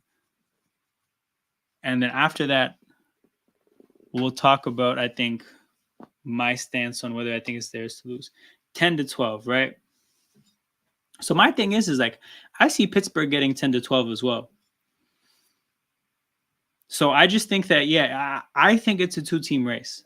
I think that Pittsburgh is going to. Now, if you thought that the Ravens are winning 12-13 games, then okay, I hear you, because I think maybe you just think that they're going to win more games than I do, and then fair enough, then it makes sense what you're saying. But nah, I think Pittsburgh and Baltimore, it's going to be a showdown whenever they play. I think if a team wants to have a leg up in that race, they have to sweep the other team in the head-to-head games. And yeah, I just don't know if that'll happen. But yeah, 3rd and 2 for Buffalo here. Minute 30 to go. Clock is running. Buffalo doing a good job here of making sure whatever happens, that Baltimore has as little time as possible. The Bills have all 3 of their timeouts, so at no point will they be hurried or in a rush up against the clock. Play clock is running down. Josh Allen looks like he doesn't like any of his first 2 reads and throws to a very covered Khalil Shakir. And this is a huge pass breakup from Marlon Humphrey here. So now the question has to be asked, if you're Buffalo, can you punt it here? I don't think so. I think you got to have some fucking points here. If you punt the ball here, you're damn near conceding the game. Bro, if you can't get points in this situation, when can you get points? This I agree with. This I agree with as well. I just think the Steelers' offensive production will regress. The strength of their opponents so far, in my opinion, is average at best. So I think the production will regress. But my main point when I think about the Steelers is that they were cash money to get 8 to 9 wins the last 3-4 years with teams that I just think are significantly, maybe not the right word, but are like distinctly worse than this team. I think this team has a better defense than they've had in the last 3-4 years, and I think they specifically have a better offensive line than they've had in the last 3-4 years. So with the Steelers, I'm very much thinking from the standpoint of, I've seen what you've had for Tomlin to get 8 to 9 wins with in the last 3-4 years, and I think you are better at defense, offensive line, and quarterback than you've been in your recent history. So I think that you should expect like considerably more than what you've had in the last 3-4 years. So again, I'm jumping them from 8 to 9 to 10 to 11, right? I think that that's fair. So I just think that, again, like, if you think Baltimore is in the same territory, then fair enough. If you think Baltimore is above the 10 to 11 territory, then yeah, fair enough. But yeah, I think Pittsburgh, my call for them, and again, when we predict the year, maybe the schedule will help make it clear what's realistic and what's not. But without looking at opponents too tough, that's what I expect for them. What up? My Texans won today. Shout out, Jared. The Texans did win today. Hey, I got a question for you though. I think the Texans are playing some teams close that they're much better than. So what do you make of them being close against the Colts when the Colts only got 9 passes completed, and close against the Jags today, who I think are a stinky team? Just curious about the thoughts from a Texans fan. But yo, it's lit. I actually have so many fans of different teams in the chat nowadays. I got my bases covered with a lot of fan bases. Because, yo, I be having questions for fans, you know? Like, I know that on an NFL Sunday, there's only so much I can see. I need other people's help to educate me on the things that I'm missing. Yo, dog, I think I missed a whole 4th down. Damn, I got so caught up in this conversation. I missed the whole 4th down. The fuck happened on 4th and 2? I'm just seeing 1st and 10 right now. Defensive delay of game. Oh my God. That's how they got a 1st down? The hell is going on, Harbaugh? Also, when does defensive delay of game happen? Incompletion there. Shout out to the Texans. Great rebuild. Okay, Surf, I have a question, because I think the Texans so far, if you think about who they were last year, they started out okay, and then they grew into being a team that we thought could compete against anybody. And and that definitely happened, right? And I think teams or people figured that that team would pick up where they left off, being the team that can play against anybody. But I think they've actually started out only okay. And for them, from their standpoint, you would hope that they build or they grow into the contender that they were last year, um, as the year goes on, just like they did last year. But I just think that like we can't take for granted that's what happens in football. I just feel like that's what I've learned, that you don't just take for granted that they're guaranteed to take those steps forward, because they do have to. Like right now, they're not playing like they were at the end of last year. And I'm just saying, like, we just need to monitor that and just watch that. And then when they do take the steps forward, or if they do take the steps forward, then yeah, then we acknowledge that they're contenders at that point. But yo, right now, I think that they had no business being in a game this close against Jacksonville. And I think they had no bit, like, you could lose to Minnesota for sure, but yo, they had no business getting blown out the way they did last week. And then when Anthony Richardson only completes 9 passes in a game, I think you have no business only winning by 2 points. That's just my thing with Houston. The Bears basically couldn't protect Caleb or run the ball at all against Houston, and they won by 5 points. Like, I think this is real. This is real. I just think, like, I used to say it about the Bengals a lot. Like, yo, crown them when they actually do king shit. Like, we don't need to gas teams up before they actually do it. I think Houston will be rolling by the end of the year. I'm just saying, like, we have to see it happen before we talk about them like a serious football team. And that's across the board for me. The only team that I think really gets the benefit of the doubt with that is Kansas City, because they have a history of demonstrating that they're going to figure it out. So yeah, you give them the exception, they deserve it. But every other team, I just don't take that kind of shit for granted. I just assume that whatever you put on a football field, you put it on the football field for a reason. If you played okay, it happened for a reason. And there's things that have to be fixed for you to go from okay to great. And they have to be fixed, They're not just going to happen. It's not just going to happen by itself. So that's something to watch with Houston. What game did we get left up at? Oh, Broncos Jets. Okay. This game, how much of this did I watch? I watched none of it because I saw that nobody got a first down for like 10 minutes. So I'm like, I'm not watching this bullshit. But I watched the last drive when the Jets. No, I lied. I watched the second last drive. That's what I watched. But yeah. We just need to play better as a team plus the injuries. Okay, this is a fair point. This is a fair point in terms of injuries, because missing Joe Mixon is definitely not good. Tank Dell should help. But yeah, no, fair point, because Cam Akers and Dare Ogunbowale have been their running backs last 2 weeks, and that's definitely not good enough. So that makes sense. Maybe that adds some context to them being in these close games. But yeah, where were we? Broncos Jets. Okay. Broncos scoring 10 points against a good defense. Nothing to write home about. Bo Nix is definitely performing better than I think some people would expect, and that's, a good sign for him.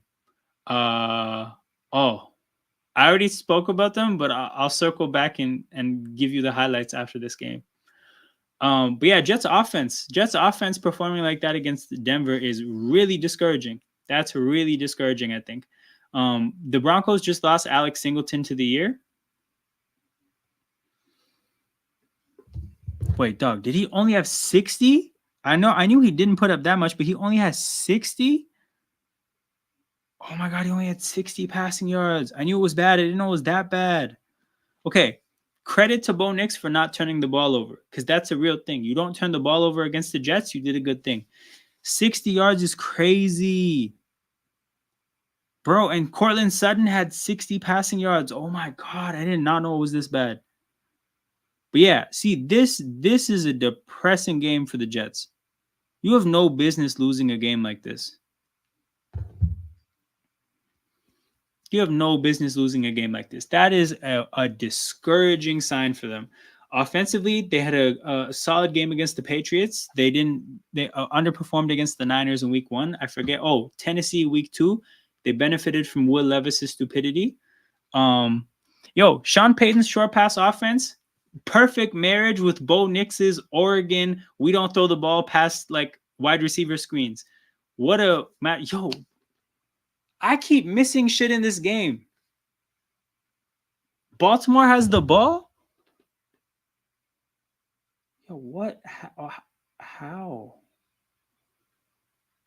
Fourth. Yo, they went four. They went 3 and out. Yo, Buffalo. You had your chance to get some momentum and you blew it completely. Sad stuff. But yeah, Sean Payton, the short pass offense with Bo Nix, who also wants to play that kind of football, perfect marriage. But yeah, in terms of the game itself, if you're the Jets, bro, you got to be depressed. You have to be very, very, very depressed. I don't think you can have this kind of game in you offensively, and like it just leaves. Like they're capable of showing up and playing like shit against anybody if they could play like shit against this Broncos defense after they just lost one of their captains, one of their starting linebackers out for the year. This is not particularly good personnel. Sean Payton showed up to Denver. He said, Nathaniel Hackett, your offensive coordinator, he said, bro, that guy was coaching these guys up so bad. This is the worst coach team I've ever seen. Then he showed up with a bunch of okay defenders and he shut Nathaniel Hackett's offense down. That's a crazy disrespect. So yeah, I'm just saying, I feel horrible about the Jets after today. I feel horrible. Okay, so few things. Rashee Rice torn ACL. That's horrible for the Chiefs. We're going to talk about this when we talk about the Chiefs-Chargers game. How about the Eagles? Talked about this earlier. Very serious concerns. And the kind of problems that we have will not be fixed through minor changes, whatever we try. So it is what it is, right? Are we going to be much better when we get A.J. Brown and Devontae Smith and Lane Johnson back? Yes.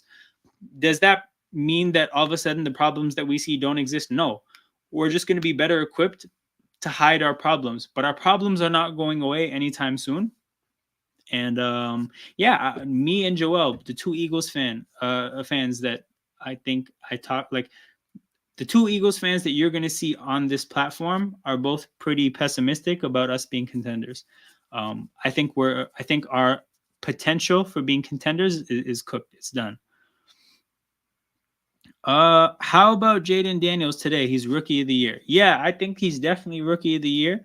He looks really, really good. It looks like it's a great marriage, him and Cliff Kingsbury's offense. And what I will also say is that keep in mind, I don't think his supporting cast is all that good. I think his offensive line is okay. I think his skill position players outside of Terry McLaurin are not good. Terry McLaurin, as a like, he kind of makes it okay as a whole. But if you take one guy out, I actually don't like their running backs or their receivers. So I think he's doing a hell of a good job. What happened to Arizona, man? One of the upcoming returning good teams. Oh, I thought they were supposed to be one of the upcoming returning good teams. Okay, so with Arizona, I think they showed that they were taking steps forward as an organization towards the end of last year. And then I just think they had a really shitty offseason. I don't think they got that much. They didn't have a particularly talented roster last year. I thought that they were a well-coached, bad roster. And then they only took a step forward to go from being a bad roster to an okay roster, which I think was crazy because I think they had a lot of money to spend. They had good draft capital. They really could have showed up with a much better team, and they just didn't do it. So I think that's pretty bad. A pretty bad job on the general manager's part. And it just shows, like, they're an okay team. They played Buffalo tough in week 1. They're just an okay team. But shit, yeah, where are we going to now? Oh, yeah, speaking of Jaden Daniels, the next game that we had queued up was this one again. To be honest, I just would reiterate what I said about Daniels again. I think him and Cliff are doing a great job of making the most of what they have to work with. Offensively, they look really good. Defensively, I think they have some problems at corner. What I heard about them is that they have to play a lot of cover 2 because they really don't like their corners. And when you play a lot of cover 2, you're going to have vulnerabilities against the run. But to be fair, that didn't show up today. That was what I heard from the analysis or the What? I'm fumbling with that word crazy. That's what I heard when I looked into the people who really talk about football that I respect. Um, Analysts, dog. There we go. But yeah. So they play a lot of cover two, and it's because they don't believe in their outside corners covering one on one. When you play cover two a lot, you should be a easy team to run on. That didn't happen today. I do think it'll happen at some point. They do have some defensive personnel issues, but they're going to be a well coached team with Dan Quinn. And yeah, I kind of want to say that I like them as NFC East winners, but we'll see what happens. 82% completion over 4 games. Yeah, that's absolutely crazy. And again, it's not like he has just the best receivers in the world. He's just playing good, smart football. And the thing is like I used to think Jalen Hurts, like I used to think he plays good, smart football, and it turns out that really when that was happening, he was just in the perfect offense for him. With Shane Steichen. I think with Daniels, we're definitely going to see more the more he plays under different circumstances. But at the very minimum, you could say he's in the perfect offense for him. With Cliff, that is a great marriage. So they have something good going on with Cliff and Daniels. And then the interesting thing is that a lot of the times when I see a young quarterback go to a team with a defensive head coach, I get scared of them having an offensive coordinator who's good, but then leaves to get a head coaching job. I think there's too much of a stigma around Cliff as a head coach. I think they might be able to keep Cliff for a long time.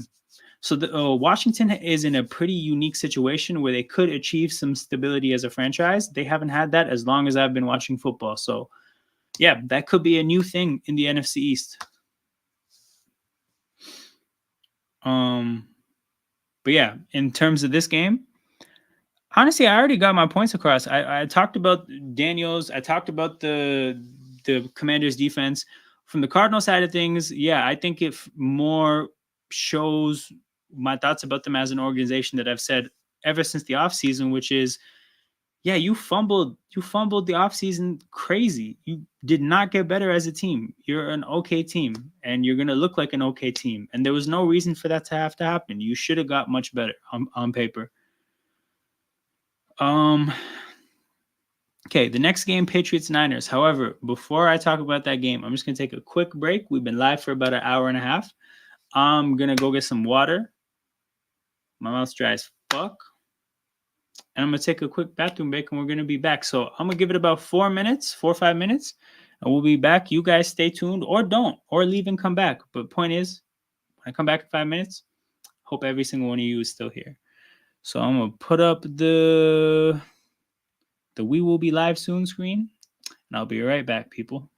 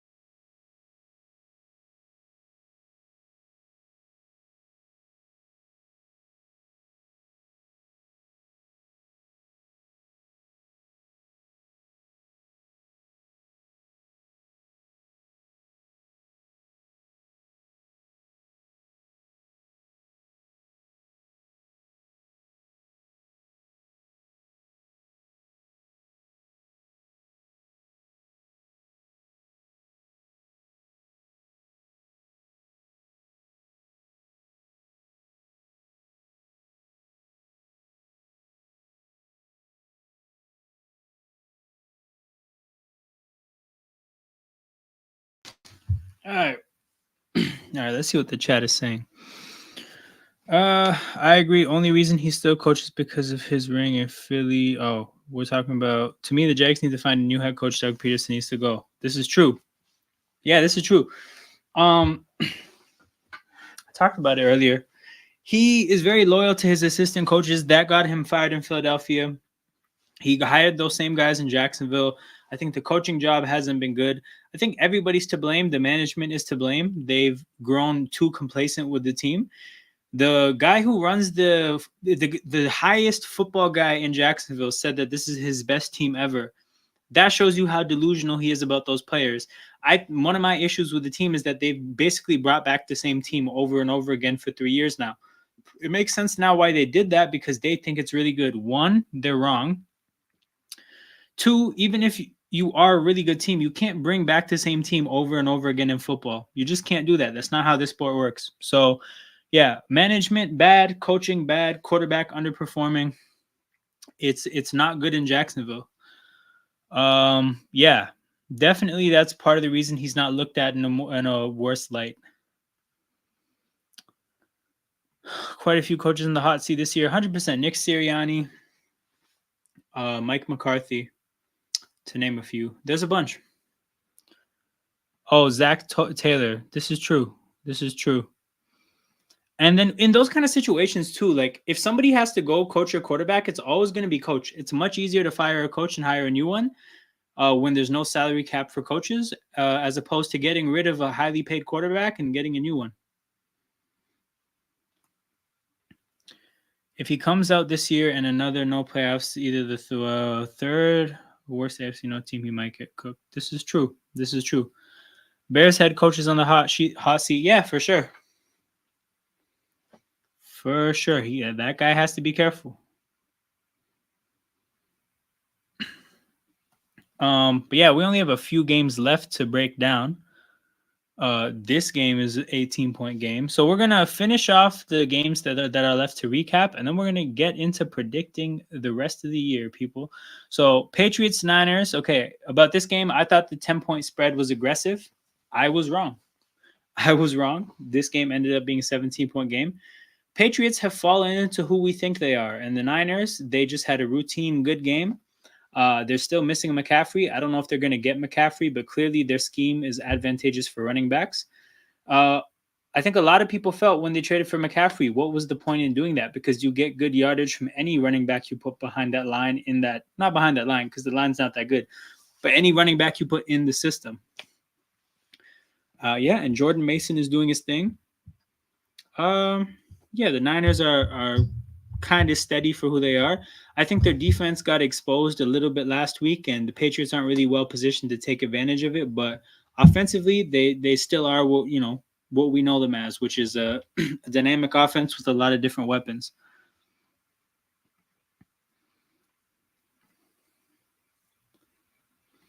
And then Browns Raiders as Lamar first down. Oh my God, Lamar almost takes a sack. Bills are calling for grounding.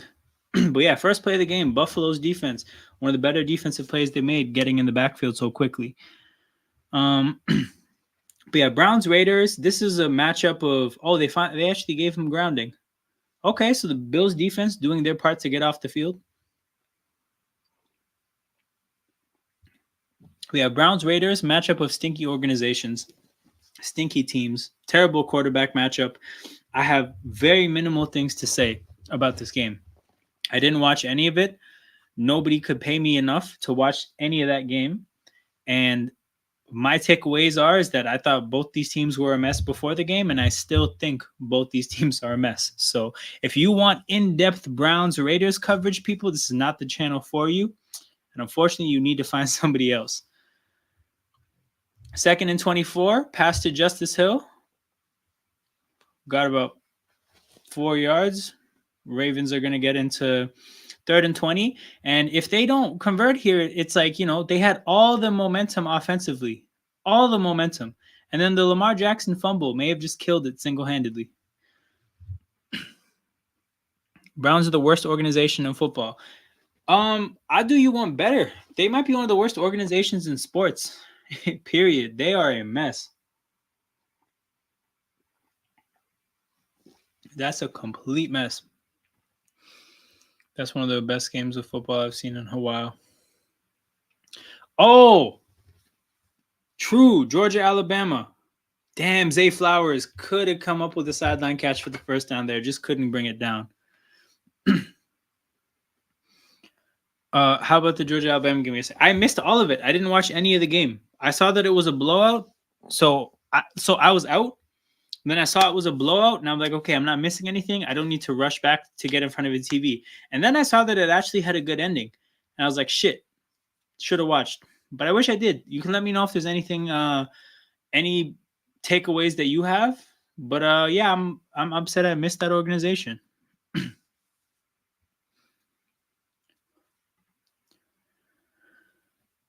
It's one of the best games of football I've seen in a while. I say Panthers are the worst. That's fair. That's fair. Actually, this is a good point. The Panthers are definitely contenders in this conversation.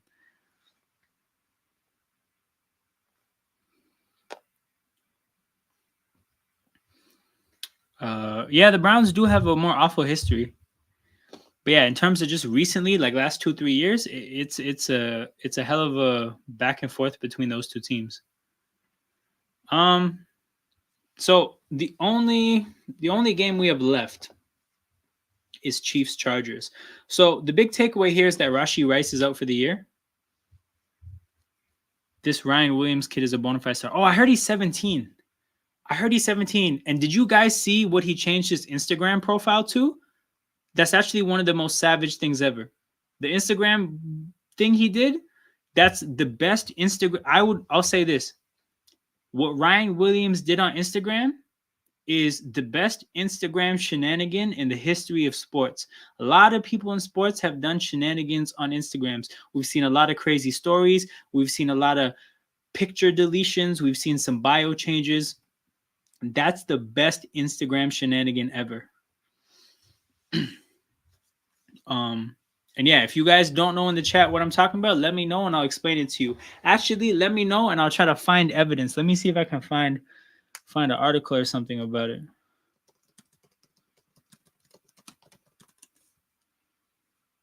Oh, hell yeah.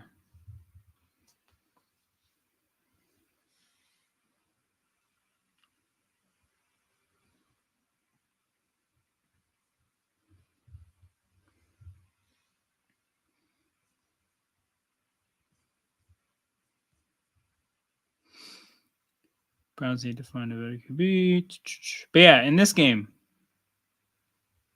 Chargers Chiefs, big takeaway. Rashee Rice is out. Rashee Rice, huge part of that offense. Not only was he their established wide receiver one, but he, for those of the people who really follow this offense closely, he had started to take up a lot of the option routes that Kelsey used to run really well in the middle of the field. Josh Allen. Oh my God, he found Khalil Shakir. Holy shit. Holy shit. Yo, I thought he just threw that ball away. I thought he was just chucking it out of his hands. Oh my God. What the hell? Bruh, Josh Allen, in the face of 3 defenders falling out of bounds, throws a dime to Khalil Shakir 40 yards down the field. Dog, that's unreal. That's unreal. Jared, does it say how much time he's gonna miss? Ty Johnson to the left side for a touchdown, and it's an 11-point game.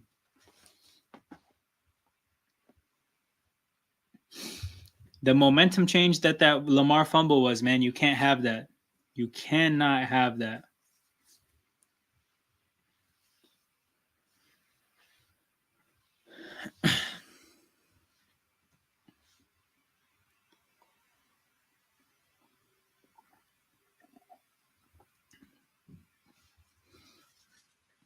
Yep. Bills are about to score. This game is back. It's an 11-point game. The Ravens offense has now faltered 2 drives in a row. If the Bills defense can get another stop, that Lamar fumble was one momentum swing, and that play there to Khalil Shakir is another one. That was sensational stuff. Like 2 to 3 weeks. Damn. Flacco might play himself into that job, man. The draft capital that they poured into Anthony Richardson might be too high, so maybe he won't. But in the hearts and the minds of that roster, bro, Flacco might take that spot. What's more important to a defense now, the secondary or the defensive line? I would say that the defensive line is still important because there's actually nothing you can do. You can't ask a secondary to cover for 6 seconds. You can't. Even the best secondaries will blow the coverage at some point, right? And I think with the defensive line, what you could say is that, if you're going up against a dominant defensive line, you just throw the ball quickly. Yes, but there's things you can do strategically to make a average secondary even just like press up really high and at least make the play go into the 2-3 second mark. And that gives the defensive line enough time to hit home, right? Like there's a bunch of factors you could say, but if you just make it average secondary and elite defensive line versus average defensive line and elite secondary, bingo. You can offset your secondary with disguises. Defensive line is everything. Defensive line is everything. Yeah, you just can't. There's nothing you can do to compensate for that. If you want to disguise your blitzes, you want to have simulated pressures, you want to blitz really heavy, you can do some things, but there's nothing like a defensive line that gets home with 4 pass rushers. Nothing like it. Flores is making the Vikings DBs look elite with that scheme. Yep. Had Cam Bynum looking like a player last year, and nobody really knew about him.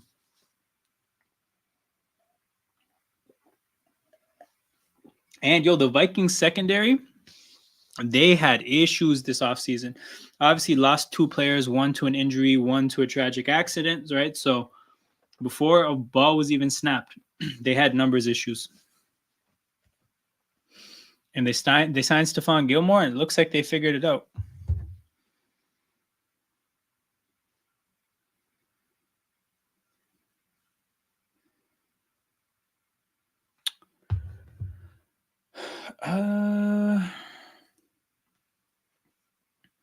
But yeah, this game, Rashee Rice is out. Huge part of the Chiefs' offense. That's going to be bad for them. They're probably still going to figure it out. I think they're definitely going to trade for somebody now because there's nothing they can do to get his kind of production. They need to add somebody, I think. So I think they're going to trade for a receiver now. Devontae Adams, unfortunately, is on a division rival, but that would have been ideal. We'll see what they can get. But obviously, I still think they'll figure it out. Their defense played good. Herbert clearly wasn't healthy. But yeah, Chargers played a good competitive game against, obviously, the Chiefs.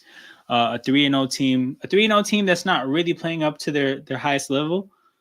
But I think the Chargers still were okay to hang in the game there without a healthy quarterback. But yeah, big takeaway, man. Rashee Rice, that's a huge loss. We saw Xavier Worthy finally get a long touchdown. I think it was the most air yards that Pat Mahomes has had on a touchdown in his career, which is obviously crazy because he had Tyreek Hill. But yeah, 62 air yards is a lot. And yeah, that's the games, people. That's the games. If there's anybody that has any particular games they want to talk about that they may have missed, let me know. We can maybe run it back for some other games. So if there's any takeaways you guys have that you want to put in the chat, make sure you guys do that. But otherwise, we're done with the games. We got a season to predict. The real question is Sam Darnold him for the Vikings? I think so. In terms of what are they going to ask him to do, and how long are they going to ask him to do it? I think they're just asking him to play this year, and I think they're asking him to do some pretty simple stuff, and I think he's going to do it. I think there's inherently just a cap with who they are as a team in terms of being a contender because Sam Darnold is the guy. But I don't think they're looking at Sam Darnold and they're saying like, hey, dog, go be Josh Allen or Pat Mahomes. They're just asking him to run the offense the way the Lions just asked Jared Goff to run the offense, the way the Dolphins used to ask Tua to run the offense, the way the Niners ask Brock Purdy to just run the offense. Darnold is definitely going to be able to step in and do that. So he's definitely the guy for them. And then in terms of actually having a quarterback that is a difference maker to a higher degree, we're going to see if McCarthy can become that guy. His contract is only for 1 year. Dog, I think he's gone. He's gone. You drafted a quarterback. I think you can't pay a guy as well. I just don't think so. Like the way the NFL salary is set up, if you can have a good rookie quarterback, oh shit, Ravens went 3-and-out. Ravens went 3-and-out. The Bills are back in this game. Holy shit. But yeah, I think he's gone, bro. If you can get a rookie quarterback that's good, you can save so much money, stack the team up, and really go for a Super Bowl. To just give that away by paying Sam Darnold, nah, bro, I don't think so. I think Darnold is out of here.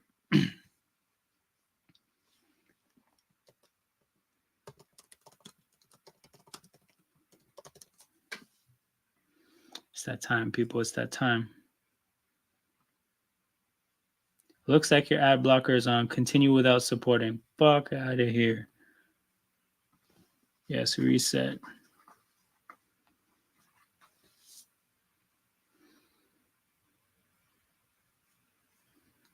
Hold on.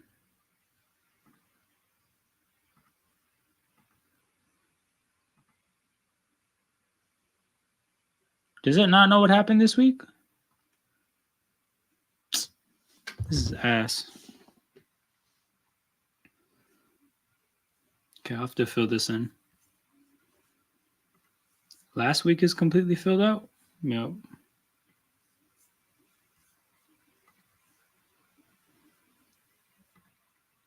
JJ McCarthy will be coming off his injury. This is true, but I just think that like you kind of have to, you made your bed, you got to lay in it type shit. Like you signed that guy to a 1 year deal because you wanted to play McCarthy. Man, I just think if they pay Darnold and they never get a rookie quarterback window or like a rookie contract window, that'll be rough for the organization.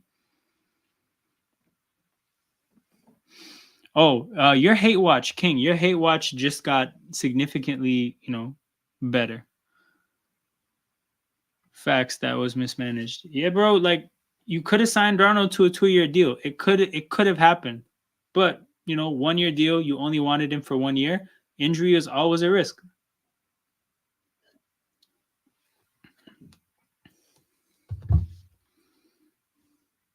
Okay, so this week, the Colts won, the Vikings won, the Texans won, the Falcons won, the Bucks won, the Bears won, the Bengals won, the Niners won, the Broncos won. That's crazy. And the Jets had a mini bye week. Man, that's wild. This team won, the Raiders won. That's tough. I don't know who's going to win there. I'm thinking that the Titans win.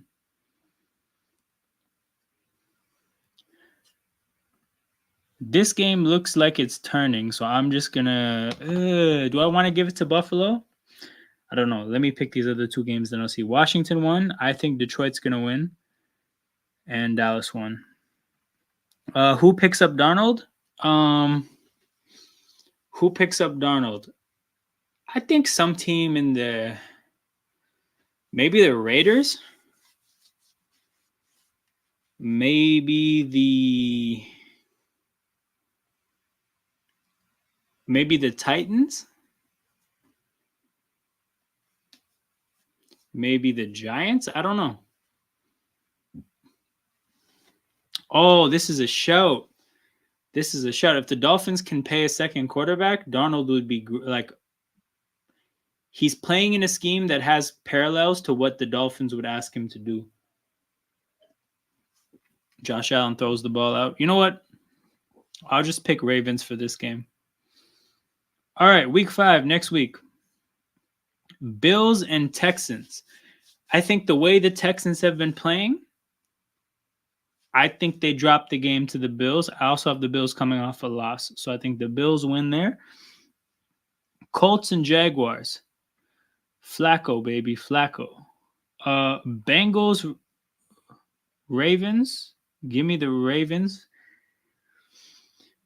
Oh, Patriots. Okay, when do we say, guys, for argument's sake, oh shit, back shoulder to Keon. Oh, what a grab. What a grab. Hold on. I'm thinking Tua should retire. In my opinion, Dolphins can negotiate a deal for his exit. The thing is, even if he retires, there's still going to be money on the books. There's still going to be money on the books. But that's a catch by Coleman. That's a catch. Guys, when do we say Tua is going to come back for argument's sake this year? Because the thing is like, bro, I think he's going to come back. I just don't know when. Let's say week 9 or 10. So I think the Dolphins in New England with a backup. Yeah, I'm thinking the Pats get this one. Okay, Broncos off a big win. I think they lose. I don't think they're the kind of team that wins 2 in a row. Jets against Vikings. Give me the Vikings. Browns against Commanders. Give me the Commanders. The Steelers over the Cowboys. Chiefs over the Saints. Buccaneers against Falcons. I think the Buccaneers drop a game after a big win. Panthers against the Bears. I think the Bears just won a game, so I'm giving this one to Carolina. Niners over Cardinals. Seahawks over Giants. And then I think the Packers bounce back against the Rams. Rams are still missing their guys. Week 6. Yo, shout out to all you guys putting the teams you're predicting in the chat. If I ever don't know, I'll come back to the chat. But yo, it's too many games to really sit back and think through. So I'm just going off the hip here. No looking at the chat. Okay, Titans against Colts. Titans, yeah, I'm going Joe Flacco, bro. I trust the hell out of him. Texans over the Patriots. Steelers and Raiders, I'm going Steelers. Chargers and Broncos. Chargers. Bills and Jets. Okay, I want to say that series is a split. Because I think with divisional matchups between close teams, I want to predict a split. But the Jets just look so bad this week. Wildcat, it doesn't work. Josh Allen gets strip sacked. Oh my God, what a disaster. Holy shit. From the beginning, the Ravens blew up that play because Samuel couldn't go as far left as he wanted to. And then Josh Allen gets the ball and gets strip sacked, and he's down. Oh my God. Oh my God. What a disaster. Oh my God. Wow. And the tight end is down. Holy shit, what a disaster.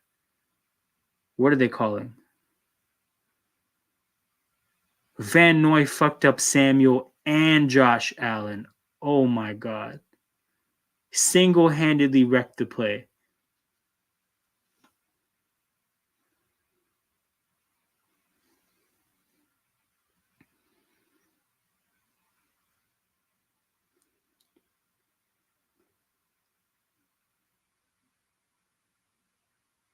Okay, the penalty is after the turnover, but is Josh Allen okay? All right, he looks decent. He looks fine. Anyways. Okay, you know what? I'm going to say Bills win this one and the Jets win the next matchup. Jaguars against Bears. Do I want to give the Jaguars their first win?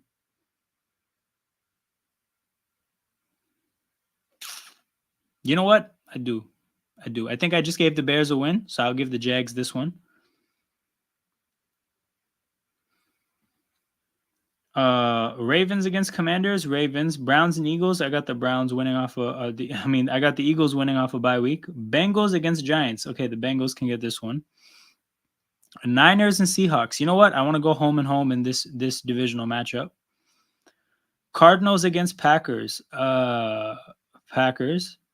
Saints against Bucks. I'm going to go home and home in that matchup.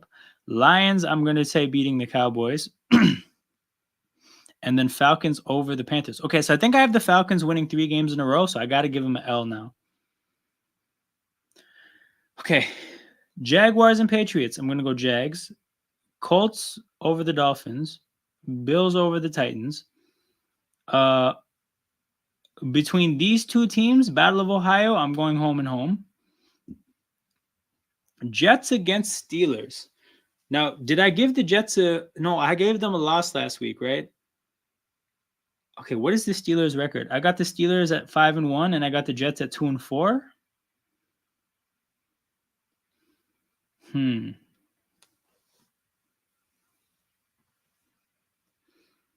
Okay, this one I'm undecided about. Chat.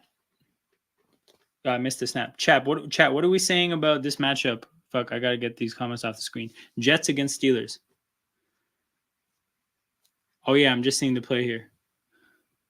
All right, first suggestion gets it. We're going Pittsburgh. Saints against Broncos. Give me the Saints. Packers and Texans. I gave the Texans a lot of wins, right? This is 4-2 against 4-2. Okay, chat. What are we saying? Texans against Packers. Yeah, the games that I don't really know about, I'm gonna just give it to you guys.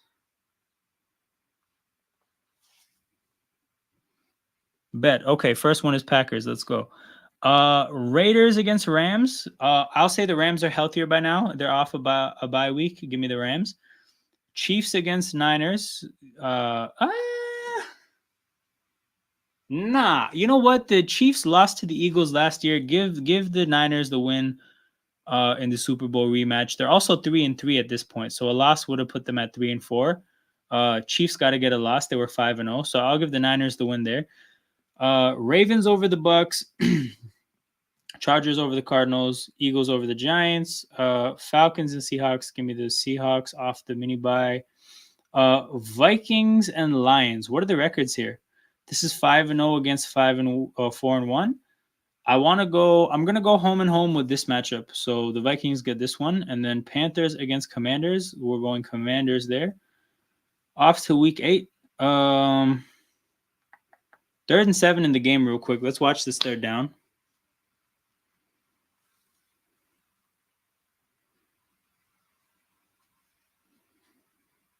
Hey, that's a fair point about the Niners being too injured, but maybe by then they'll be healthier. Check down to Justice Hill. Oh my God, Bills don't get the tackle. Justice Hill is still on his feet. Bro. Yeah, Bills lost this game. It's over. Season prediction time. Okay. Colts, I've been giving them a lot of wins, so the Texans get this one. Ravens beat the Browns. Jets beat the Patriots. Chiefs coming off a loss get the win. And they hate the Raiders now because the Raiders talk a lot of shit. So I think I'm going to get the Chiefs sweeping the Raiders. Jaguars, Packers. I'm going Packers. Dolphins. I still think the Dolphins by now, they don't have Tua. When did I say? Week 8? Week 9 he comes back? All right, whatever. We're going to give the Cardinals this one. Lions over Titans. Bills over Seahawks. I'm going to give the Chargers the win over the Saints. Broncos over Panthers. Actually, no. Panthers over Broncos. Eagles over Bengals. Steelers over Giants. Vikings over Rams. I'm going to get the home team in that divisional matchup. Niners over the Cowboys, but it's time to give them some losses, I think. Commanders over the Bears. Dog, I think the Commanders' records, they're 6-2. Damn. Okay, we're going to have to do something about that.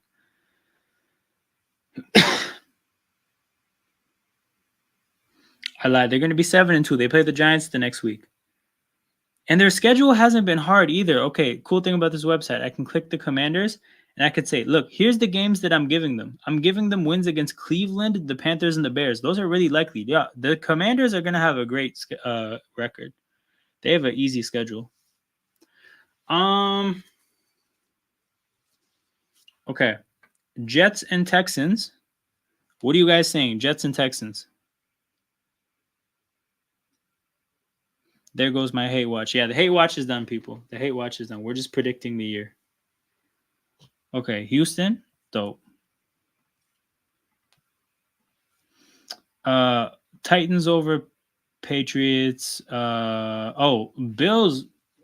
Bills took flight on the Dolphins last time. Bengals over Raiders. Ravens over Broncos. Chargers over the Browns. Fuck it. Eagles over the Jags. Vikings over the Colts. Chiefs over the Bucks. Commanders. I feel like the Cowboys beat the Falcons. I don't know why. You know what? Give me the Panthers against the Saints. Fuck it. I think the Saints won big opening night. Panthers switched to Dalton. Got to give some weird outcomes at some point. Bears over the Cardinals. That's another weird outcome. Seahawks at home.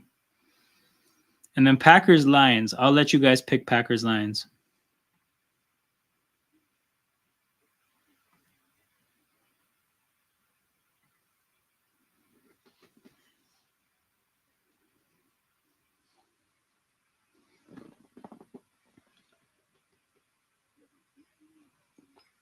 Leave that one up to you.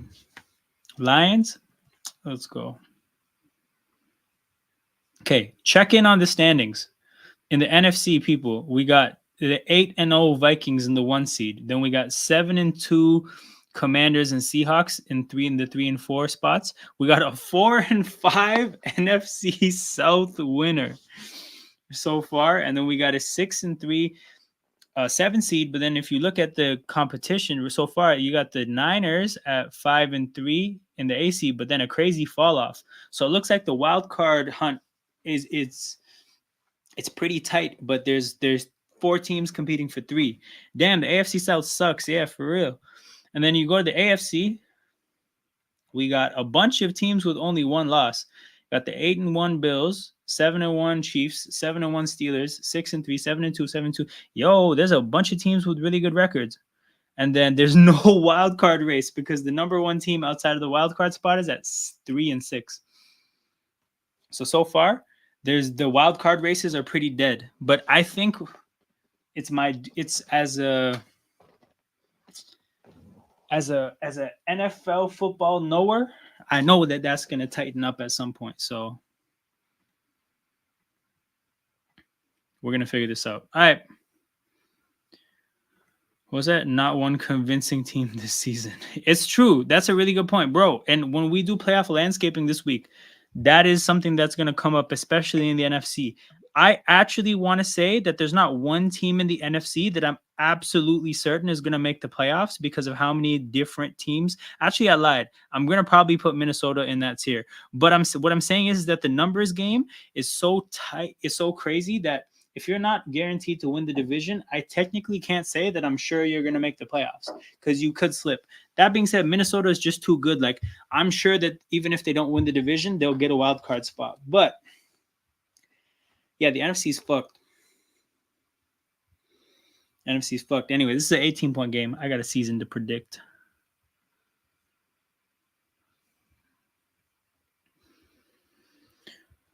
So Ravens, Bengals. Have I called this? Actually, no, I lied. I don't need to do that. The Ravens Lamar's record against Burrow is really, really good. We'll give the Chiefs the win here. Colts against Bills. Chargers over Titans. Bears over Patriots. Steelers. No, actually, this is rough. Hold on.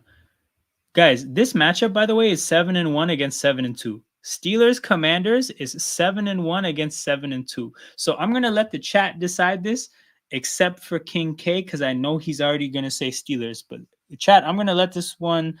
I'm gonna let you guys call this one because I don't know.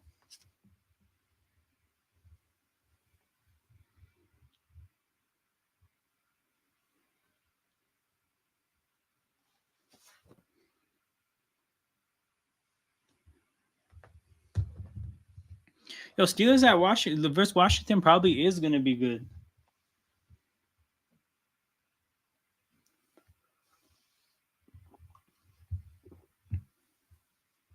Bet. Okay. Joel said Steelers. We're going Steelers. Vikings against Jaguars. I'm going Vikings. I don't believe in the Jaguars at all. What do I have the Jaguars at? 2-8? Yeah, that's fitting. Cardinals against Jets. See, I'm gonna start looking at records. This is 3-6 against 2-7. I think the Jets get that one. Lions against Texans. This is 6-3 against 6-2. Give me the Texans. I think they start figuring it out.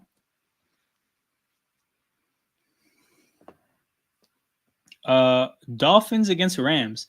This is 1-7 against 2-6. Wait a second. How did that happen? 1-7, I understand from Miami because I'm just assuming actually, it's Tyler Huntley. Fuck. Okay. Hold on. I got to revisit these Dolphins picks. I might have been tripping. I have the Dolphins losing to the Titans, the Patriots, the Colts, the Cardinals, the Bills, and the Rams.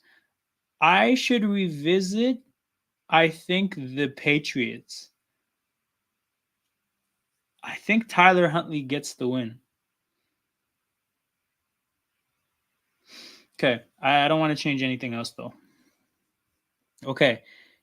Panthers and Giants. This is 4-5 against 1-8. You know what? We'll give the Giants that one. Saints against Panthers. This is 5-4 against 5-4. The Panthers won today, so I'm gonna go Saints for this one. And then the Niners against Bucks. We're gonna go Niners. Cowboys and Eagles. I'm gonna go home and home in this matchup, so we're gonna give the Cowboys this one.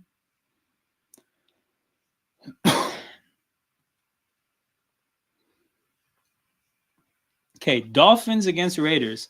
2-7 against 3-6. Give me the Dolphins with Huntley or Tua, whoever's playing. Let's say at this point Tua's playing.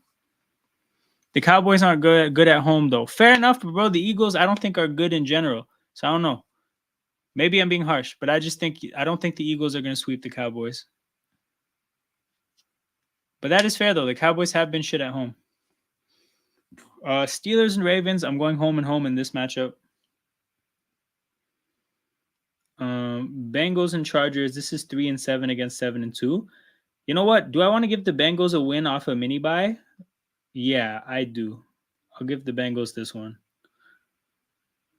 Bills against Chiefs. 9-1 against 8-1. Okay, we'll give that to the chat, people. We'll give that to the chat. Chiefs or Bills here?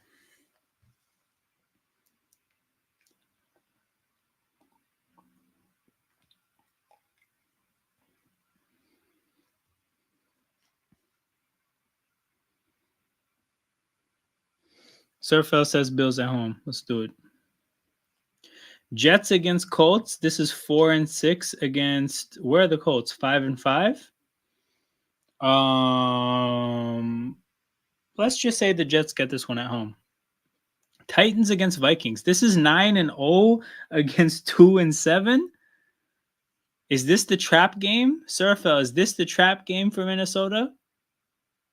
Let's get crazy. Let's say the Titans get this win. We have to predict some crazy outcomes. Saints are at this point 5-5. I know King K just says Vikings, bro. We already went rogue with that one. Remember when the Eagles were 9-0 or 8-0 and then they lost to a really bad Commanders team? Same type beat. We lost to Taylor Heineke, same type beat. The Browns are 2-7. The Saints are 5. You know what? Give the team coming off the bye week. Give the Browns this one. Rams against Patriots. This is 1-9 against 3-6. I still think the Rams take that. They're healthier at this point. Lions 6-3. Jaguars 2-8. You know what? I like that. Let's go Lions. Falcons Broncos. The Broncos are 2-8. Falcons are 4-6. Give me the Broncos. Cowboys are 4-5. Texans are 7-3. Coming off a big win against the Eagles, I got the Texans getting this win. Eagles against Commanders. I want to go home and home with this one, so I'm going to give the Eagles this one. Bears and Packers. I'll give the chat this one. Bears or Packers? He says Falcons and Seahawks will upset the Vikings. Okay, so the Bills missed the field goal. Damn. I'll put the Titans one in the place of the Falcons one. I'll give them the W over the Falcons. Packers, and then Seahawks against Niners. I think I gave the Seahawks the first matchup. So I'm gonna do a standings check properly after this week. Okay, Browns against Steelers. Guys, do we want to? The Steelers are 9-1. This is a divisional game in a crazy, like, the Browns are 3-7. Divisional game in a miserable, terrible Cleveland stadium. Do we want to give the Browns an upset here? We sweep Cleveland. Fair enough. Fair enough.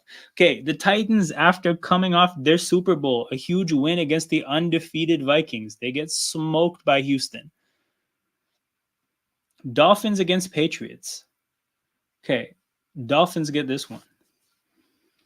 This is 3-7 against 3-8.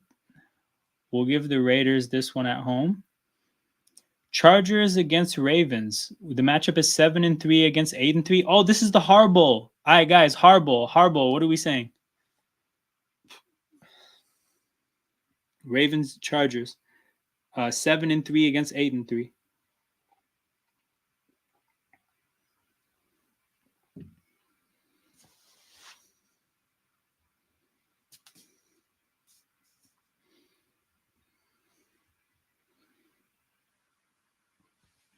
I feel like if I had to call this, I would probably lean.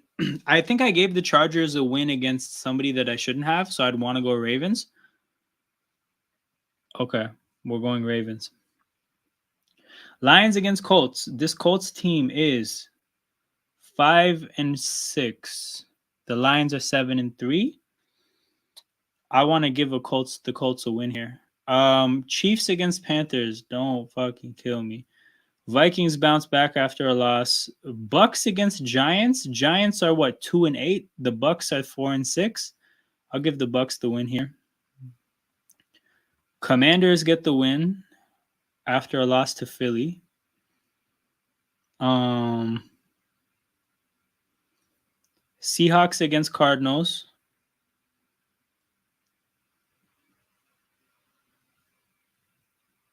What are the records here?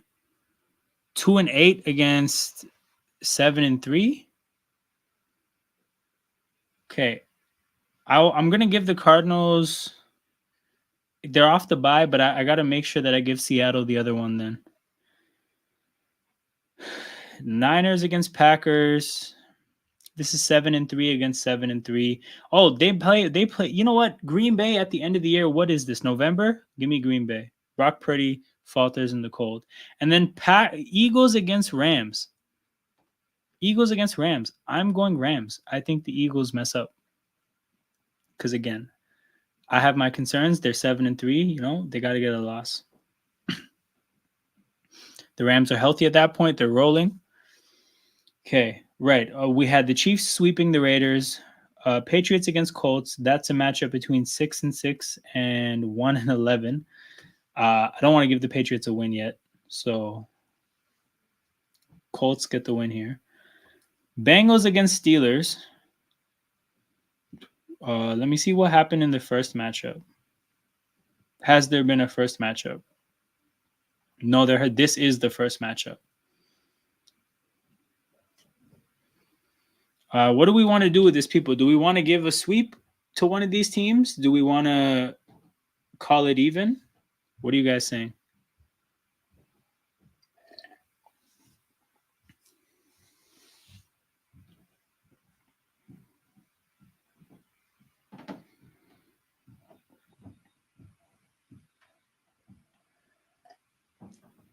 All right, we're going to split, so we're going to go home and home then. Okay. Texans against Jags. The Jags played this game really, really close. At home, you know, the records are really lopsided. Tough divisional game. Bengals off of Jaguars off a bye week. Maybe they fire their coach and they have a new coach bounce. You know what? Let's give the Jaguars this one. Browns and Broncos. This is, you know, okay, I'm going to go Broncos. Packers and Dolphins. Dolphins are 4-7. Packers are 8-3. Tua in the cold? Hell no. Packers win. Falcons and Chargers. This is 7-4 against 4-7. I want to go Falcons. They're off a bye week. Jets off a bye week against Seattle. I'll give the chat this one. This is a 5-6 against 7-4. Jets at home off a bye week. In the cold. So Seattle will be playing in the cold. We'll be 13 weeks down, 5 weeks to go after this one.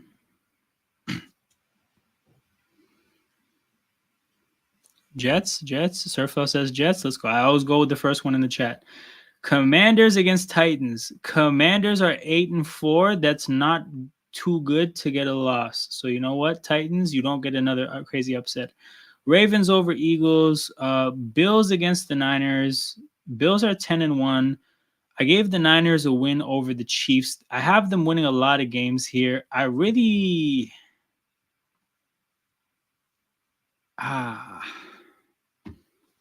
What do I want to do here? Bills? Okay, first chat said Bills, so we're going to go Bills. Bears and the Lions. I'm going to go Lions. Cowboys over Giants. Vikings over Cardinals. Saints and the Rams. I want to go Rams. Panthers against the Bucks. Damn, the NFC South is fucking up again. You know what? I'm going to give the Panthers this win because it puts the entire division at 5-7. I'm not kidding, guys. Look, Bucks 5-7, Panthers 5-7, Saints 5-7, Falcons 5-7. This is how you know this prediction is real because it has the whole NFC South at 5-7. This is real shit. Oh, we got an accidental touchdown, fumble into the end zone recovered by the offense.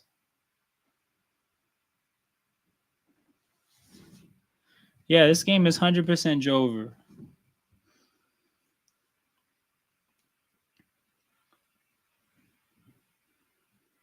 Okay, hold on. This is the last week of bye weeks, I think. Okay, we'll do this one and then do a proper standings check-in. Titans against Jaguars. Let me just see. This is 3-9 against 3-9. How did the first game go in this matchup? Oh no, this is the first game. Okay, this definitely feels like home and home to me. Steelers against the Browns. What did I do? What did I say about this one? Oh, we gave the Steelers the Browns. We gave the Steelers the first matchup. I think we said they're going to sweep the Browns. So we're going to go Pittsburgh. Dolphins at home against the Jets. Dolphins coming off a mini bye. You know what? Let's give them that win. Healthy Dolphins team. Brings those two teams close. I'm happy with the Jets having a bad record so far because today pissed me the hell off. A game in Kansas City against the Chargers. I like the way the Chargers played the Chiefs this week, but the problem is the Chiefs this time of year are rounding into playoff form, so I'm giving them that game. Buccaneers against Raiders. We give this one to the Bucks, I think. Bills and the Rams. The Bills are 11-1. This is their only loss that we're watching right now in the prediction. Rams are what? Rams are 6-6, but they lost a lot of games because they were hurt, so we're going to give the Rams a win here. Bengals and Cowboys. This is 5-7 against 5-7. Give me the Cowboys here. Packers and Lions. I think I said this one was going to be home and home. No, I gave the Lions the first game. We'll just give the Packers this one then. Oh yeah, this is Thanksgiving, I think. No, it's not Thanksgiving. We're just going to give the Packers the Thanksgiving repeat though. Vikings against Falcons. You know what? Surfel said the Falcons would upset, and I said that I'd give him something back for the Titans, but we're going Falcons anyways. We'll give the Vikings 3 losses. Saints and the Giants. We'll give the Saints this win. Eagles over Panthers. Cardinals get the win over the Seahawks. Damn, I have the Seahawks falling off. That's crazy. I hope. Oh, no. I can't have the Cardinals sweeping the Seahawks. Hell no. Seahawks win. And then Bears, Niners. Okay, so with every team only having 4 games left, the NFC looks like this. The 1 seed Minnesota Vikings are 11-2. The 2 seed Commanders are 9-4. 3 seed Seahawks 8-5. We have the NFC South traditional losing record with division winner, the Saints 6-7. We got the Packers at the 5 seed 10-3. And then the Lions at 8-3, Niners at 8-3, the Eagles just outside the playoffs at 8-5 as well. Sorry, 8-5. I said 8-3 for some reason, but yeah, we have a tight. So we finally have a tight wild card race. Actually, hella teams. Yo, the Panthers are 3 games out of the. Actually, they're 1 game out of the playoffs. Okay, the Panthers got to get some L's. Panthers got to get some L's. I don't mind anything else right now. Panthers got to get some L's. And then probably Cardinals need to get a couple wins. Bears need to get some wins. And then when we go to the AFC, we got 3 teams at 11-2, a 10-3 team, a 9-4 team, and then I think we have a good wild card race finally. All right, you know what? I like these standings so far. I actually think that I feel pretty decent about where we have a lot of these teams. Chat, let me know how you guys feel. I don't think any of this is that egregious. I think we got to get some losses to the top AFC teams, and maybe some wins to some of the lower NFC teams. But other than that, I like. Oh my God, Josh Allen is trying to throw a pick. I bet week 15. What are we saying? We got what? 4 weeks left. Okay, what is this? 9-4 Texans against 5-8 Dolphins. The Dolphins have been getting a lot of wins, but this is where it stops. Titans against Bengals. Bengals get the win here. Jaguars against Jets. Okay, Jaguars Jets. I'll give this one to the chat. I want to go Jacksonville, but I don't know how you guys feel.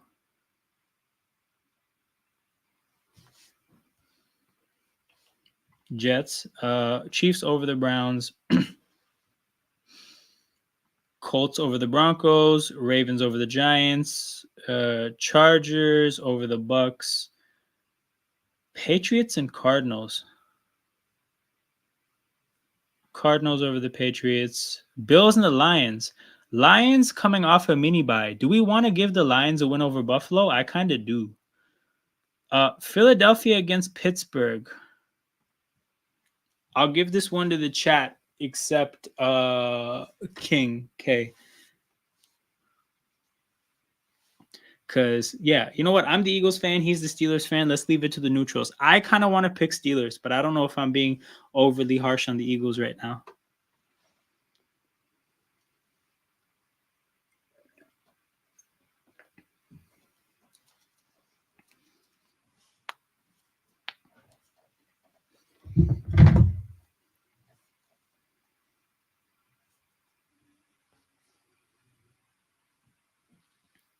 Steelers are a bogey team for us. You know what? He said it. We're going Steelers. Raiders against Falcons. This is 4-9 against 6-7. I really don't like the Raiders. We're going Falcons. Let me see if there's a. Oh, the Rams already won one matchup in this series, so we're definitely going Niners.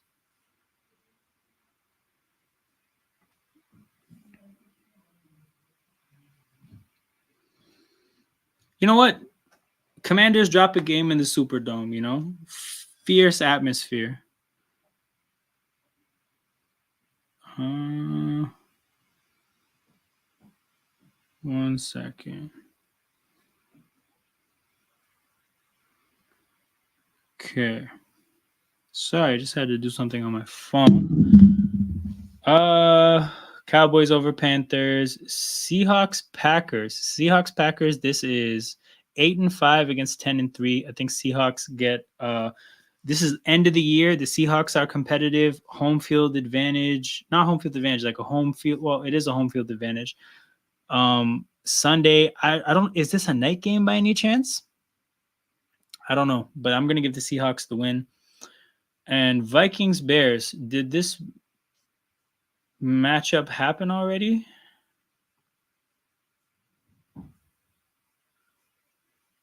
We gave the Vikings a win against the Bears. I don't mind saying that the Bears defense steals one. If we want to give the Vikings some more losses, we'll give the Bears this game. Okay, week 16. What do you have for us? Okay, I picked the Ohio team. I think I picked the Browns earlier. Yeah, I picked the Browns already, so I'm giving the Bengals this one.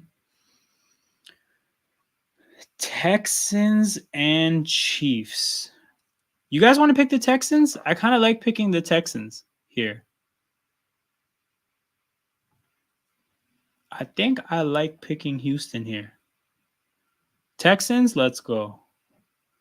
Okay, that's Jared though. That's his team. All right, let's see if anybody else agrees with me. Upset Houston, let's go. Okay, and then Ravens over Steelers. We're going home and home for that one. Bills beat the Patriots. Colts beat the Titans. Chargers against Broncos. Chargers at home. Raiders and Jaguars. I'll take the Jaguars. Dolphins at 5-9. Niners at 9-5. Oh, McDaniels against Shanahan. That'll be interesting.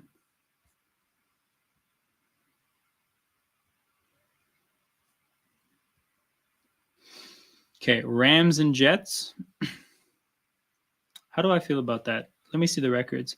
Jets are 7-7. Rams are 7-7. I'll leave this one. To be honest, both the next two games, I'll leave it to the chat. Rams, Jets, and Niners, Dolphins. Let me know, people. Let me know.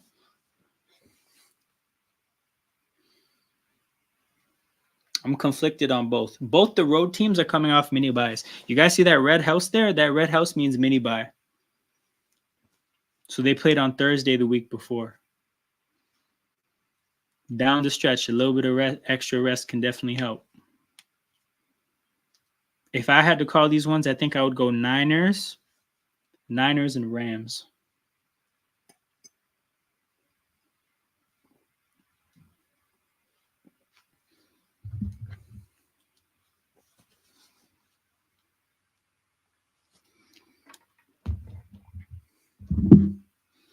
All right, we got a clean sweep in the chat. We got the two teams with the rest. Okay, I think we said home and home in Eagles Commanders, and we picked the Eagles already over the Commanders. So we're going Commanders for this one. Bears and Lions. What did we do before? Where the hell are the Bears? With the Lions, do we have the Lions sweeping the Bears? I think we do. I think I'm comfortable calling this one a sweep. Falcons over the Giants.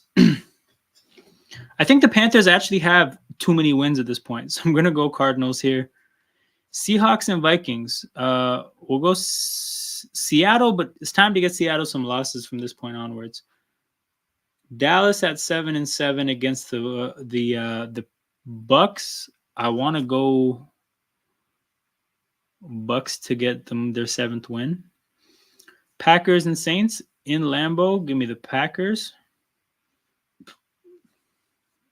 So now, with 2 games left, we have an NFC that has 6 teams that either have 10 or 11 wins, and then a bunch of teams with 8. Well, 3 teams with 8. So actually, hold on. I think at this point, the Eagles are out of playoff contention because they're 2 games back from the NFC East and the wild card. So they're probably out. They probably need some tiebreaker shenanigans to happen. But I think the Rams are in the same spot. Whoa. Last 2 weeks, shit. We have four 12-win teams in the AFC, another 11-win team, and then two 9-win teams. So there really isn't a wild card race. There really isn't a wild card race that we have. Okay, let's cap it off. Last 2 weeks, down to the home stretch. Steelers and Chiefs. Whoa! We have Steelers and Chiefs on Christmas? Dog, look at the date range. December 25th to 30th. Steelers and Chiefs on Christmas, 12-3 against 12-3. This is a treat. And there's Ravens Texans, which is 12-3 against 11-4. Dog, this is an amazing Christmas. What's the other Wednesday game? Oh, there's just those two games? Yo, Christmas is fucking lit. This is amazing.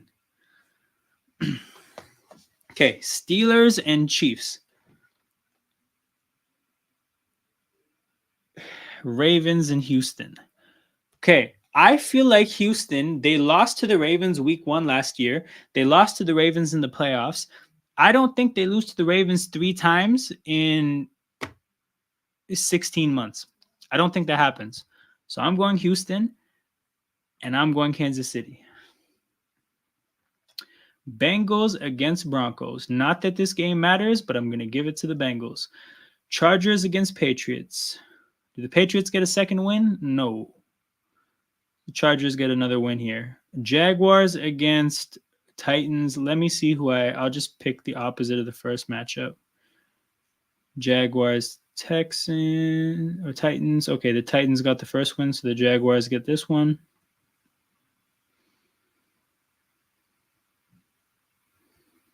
Okay, I think I said I was gonna split this series.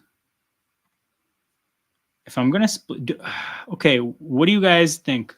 Jets, Bills. I wanted to split it, so technically that gives this one to the Jets, but that might not be right. Like, I don't know. If you guys all both feel like, if everybody here feels like the Bills will sweep them, then cool. But this is a divisional game. And again, we do need to pick some crazy outcomes. So I'm leaning Jets, but I'll leave this one up to you guys as well. Dolphins, Browns. We'll give the Browns this one. Jets, Colts. Give this one to the Colts. Saints, Raiders. I'll give it to the Saints.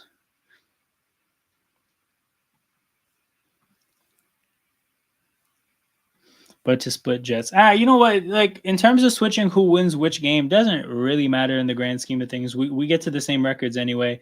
Guys, look at where that gets us. AFC, you got the 13-3 Chiefs, and then 4 12-4 teams. That sets up a crazy set of outcomes in the last week. Moving on to the NFC, we got the Bears at 5-10. Remember, we said the Seahawks have to get some L's because the Seahawks have gotten a lot of wins. So I'm giving this one to the Bears. Rams against the Cardinals. Okay, I just want to, if I pick the Cardinals, is that a sweep? Oh, yeah, the Cardinals won in week 2. Okay, then I want to pick the Rams.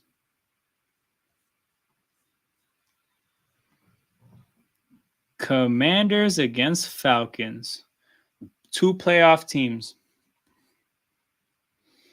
Kirk Cousins returns home. Oh, hold on, Surfell. You said there was already one Kirk Cousins revenge game. He went into Minnesota and got the win. He gets another revenge game because he goes into Washington and gets the win.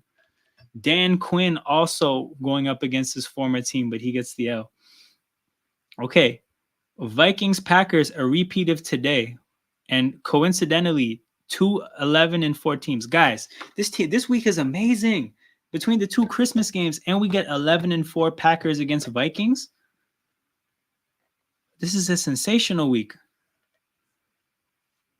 Guys, what do we have happening here? Do we have the Vikings completing the sweep at home to stay at the top of the NFC, or do we have the Vikings, or do we have the Packers jumping them? and winning in Minnesota. I feel like winning in Minnesota is going to be really tough. Brian Flores is going to have that defense balling at home. Okay, King says split. So then if we split, that means we have to go Packers. God damn. Okay.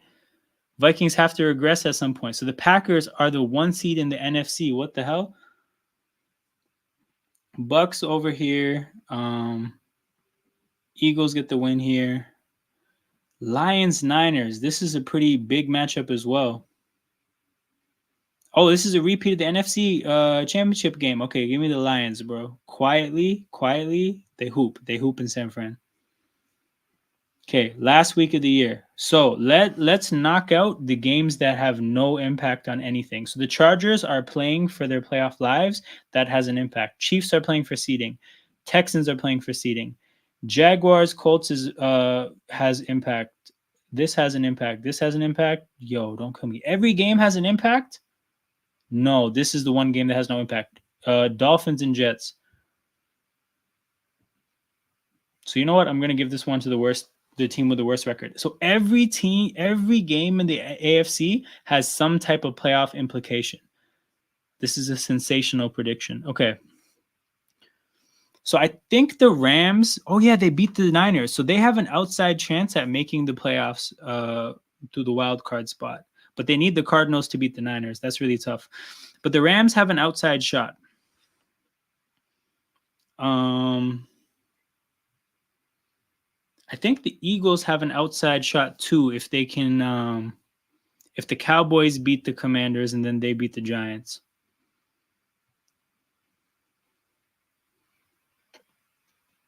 Okay, we might have to go for chaos. So this has implications. This has implications.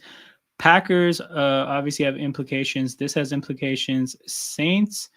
How's this division looking? 9-7, 8-8, 8-8. Okay. Both these games have every game in the NFC. Guys, in this prediction, every single game except one has playoff implications. That's crazy. So we're actually going to see like barely just one game where there might be backups on both teams. Crazy. Okay. So Chargers playing with their season on the line in Vegas. Well, not season on the line, with seeding on the line against Vegas, divisional game on the road. I think the bad year for Vegas kind of has them in a weird spot where the team kind of quit. So I'm going to go Chargers. The Chiefs are going to play in Denver. Denver has nothing to play for. I think the Chiefs get this W. Texans at Titans. I think the Texans don't slip up here. Jaguars and Colts. Not that, hold on. Does it matter if the Colts win? It actually, well, it puts them up 1 seed.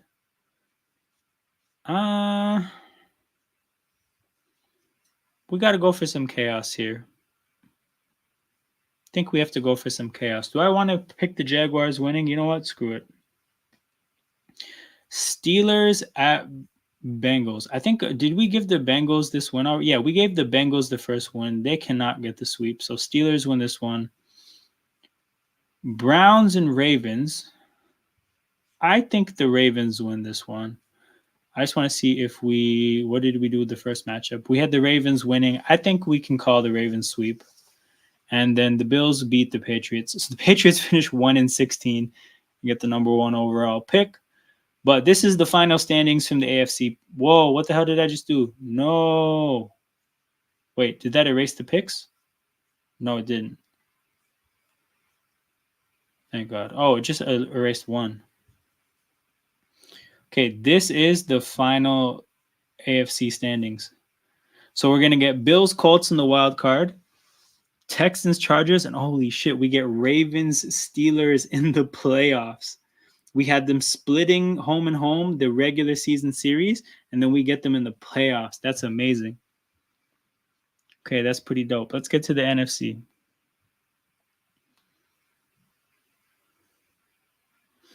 Okay, Packers, Bears. The Packers always win these games, but the Bears finally have Caleb now. The Bears do have a good defense. We have to pick somebody messing up. I'll give this one to the chat, though. Bears, Packers. What do you guys think?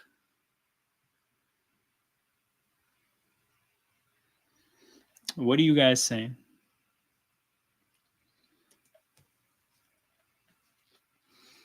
Gonna leave this one up to the people.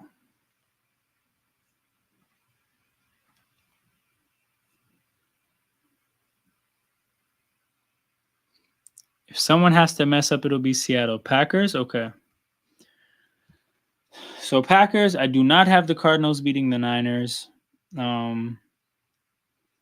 Rams against Seattle. You know what? I like that. I like that. Because Rams are playing for their playoff lives. You know what? Does this get them in directly? No, it actually doesn't get them in. Hold on. Wait, they have no, oh, their way of getting in. Wait, the Rams actually have nothing to play for. Because I gave the Rams the win and the Cardinals the win, and nothing changes. Okay, you know what? Then Seattle wins. I think Seattle wins if the Rams have absolutely nothing to play for. Damn. Okay. Okay, guys. I kind of want to do something with Dallas and Washington here. Because, and the reason I say this is because I feel like Washington has spoiled for Dallas at the end of many years. And Dallas, while they aren't a good team, they do have talent. I kind of want to say that Dallas gets the win here in the last week of the year, spoils it for Washington. I think that would be interesting. But I don't know. I'll leave it up to you guys.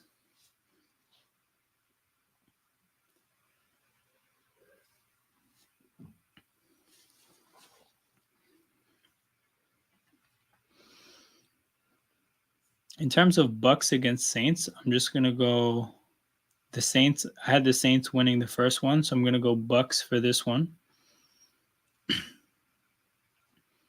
Holy shit. Minnesota Lions is a huge game. Cowboys, Surf said Cowboys. Let's go. Okay, we're going to go Eagles over Giants, Falcons. Holy shit, the Eagles ended up winning the division at 10-7. Holy shit, the Eagles are the 4 seed. The Falcons, the NFC South winners, are the 3 seed because of the game I was at. That's crazy. Okay. And then, guys, Vikings Lions. This is a huge game. I cannot call this matchup a sweep. So if I have the Vikings beating the Lions in week 7, then I have to have the Lions beating the Vikings here. And that puts the Vikings as the 7th seed. So yeah, we went the other way. So here's the wild card matchups, people.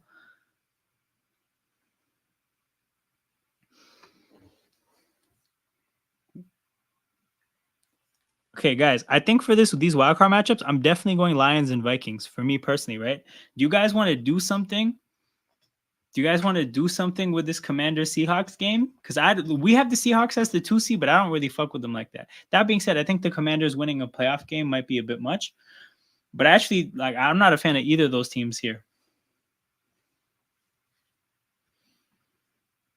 And then in the AFC, I'm going Texans, Bills, and then that's the one I'm going to leave to the chat. Steelers, Ravens. I'm leaving Steelers, Ravens to the chat, and I'm leaving Commanders, Seattle for the chat. And actually, for playoff games, we're not going to go first vote. We actually have time. We're going to go like consensus. So anybody in here, put your votes for those 2 games in the chat, and then I'll do a total tally. And if it's a tie, then I'll break the tie.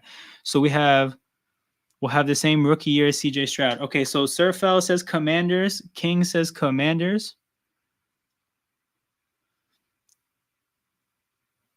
And then let me know as well for Steelers Ravens. And then for Steelers Ravens, I mean, I know King is going to say Steelers, so I guess I'll just leave it to everybody else.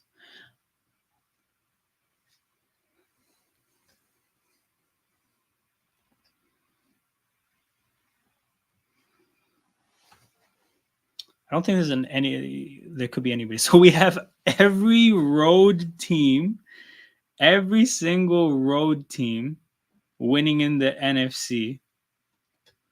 And then the AFC, we have 2 home teams and then a maybe. So yeah, obviously King is saying Steelers. Surafel says Ravens. I think that it might just be you 2 that's active right now. Anybody else in the chat or who's watching this, let me know. Do you guys have the Steelers or the Ravens winning this game?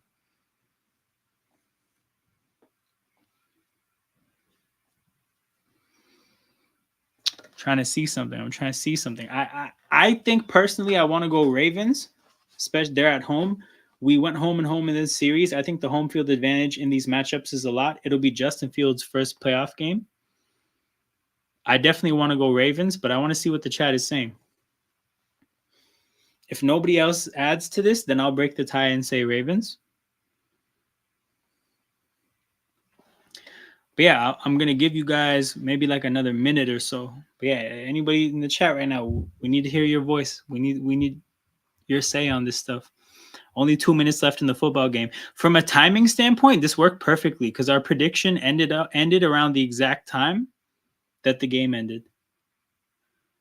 If y'all want Ravens, we'll take it on the chin. All right, it looks like we're going Ravens. So we're going all road teams in the NFC and all home teams in the AFC. And then for this round, we got Vikings, Lions, Commanders, and Packers. That's crazy.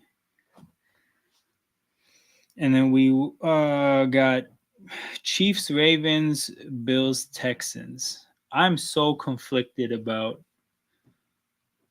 Okay, let's go game by game.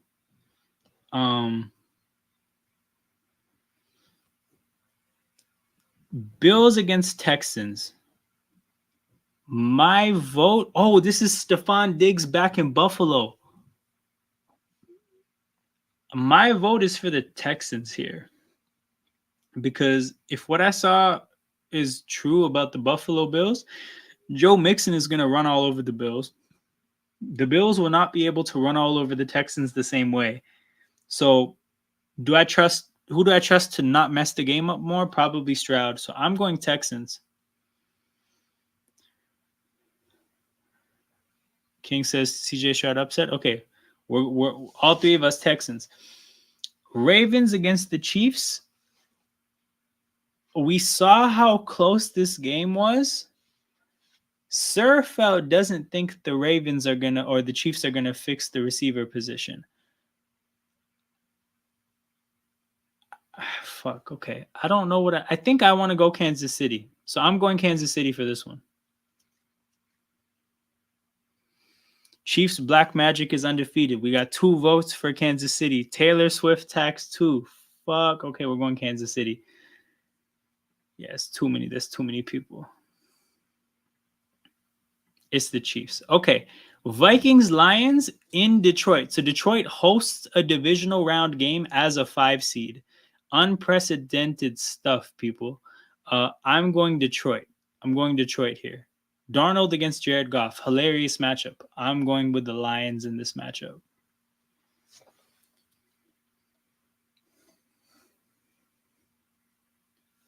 Okay, so we got 2-1 so far for the Lions. Let me see what King is saying. If King is saying, you know what? If 4 people call it even, if it's 2-2, then I'm actually literally just going to flip a coin. I'm dead ass just going to flip a coin.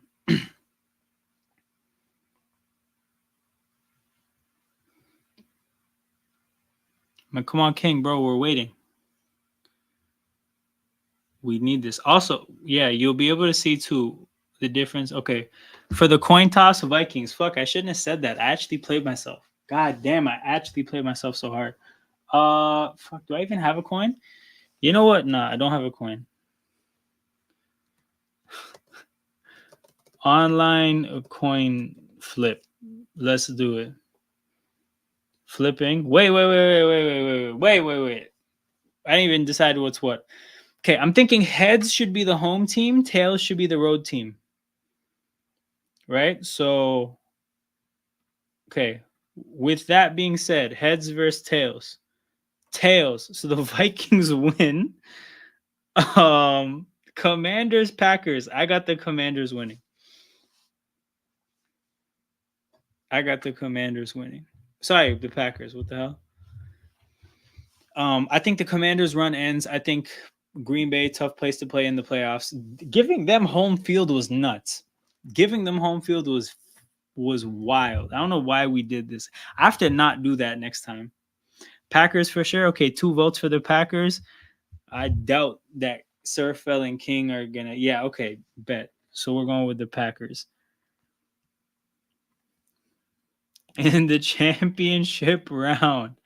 Okay, let's do the NFC first because it's low key such a ass NFC championship game. I'm going Packers here. Uh, yeah, I'm going Packers here. This is the Aaron Jones derby, but I'm going Packers. Actually, I actually high key want you guys to split this so I can do another coin toss. That was fun as hell.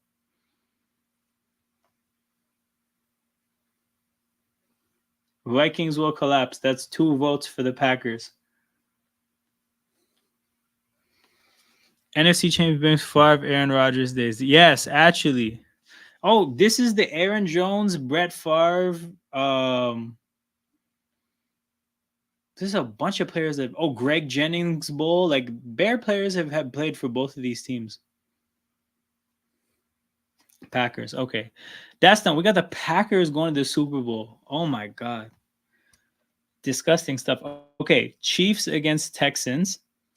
I got the Chiefs winning this. I got the Chiefs winning this for all these reasons. Hold up, you guys put some really good reasons. So we got Black Magic as one reason, Taylor Swift tax as another reason, and then like besides that, there's also Pat Mahomes. 2 votes for the Chiefs. Taylor Swift tax Chiefs. Oh my god, ew, brother. Ew. Yo, Chiefs Packers, wasn't that like the first Super Bowl? I think this was the first Super Bowl. Yo, King, apologies, but you're the only person picking Texans, bro. It's not enough. You got outvoted. CJ Stroud for another upset. Man, we hope, but not. Taylor Swift tax. Okay, so I don't know if I have to say it, but Chiefs Packers, the 2 1 seeds. Which is a fair bet, by the way. 1 seeds make the Super Bowl a lot. So who do we have winning this Super Bowl? Man, are we saying the Chiefs are repeating? It's tough out here in these streets, man. It's tough.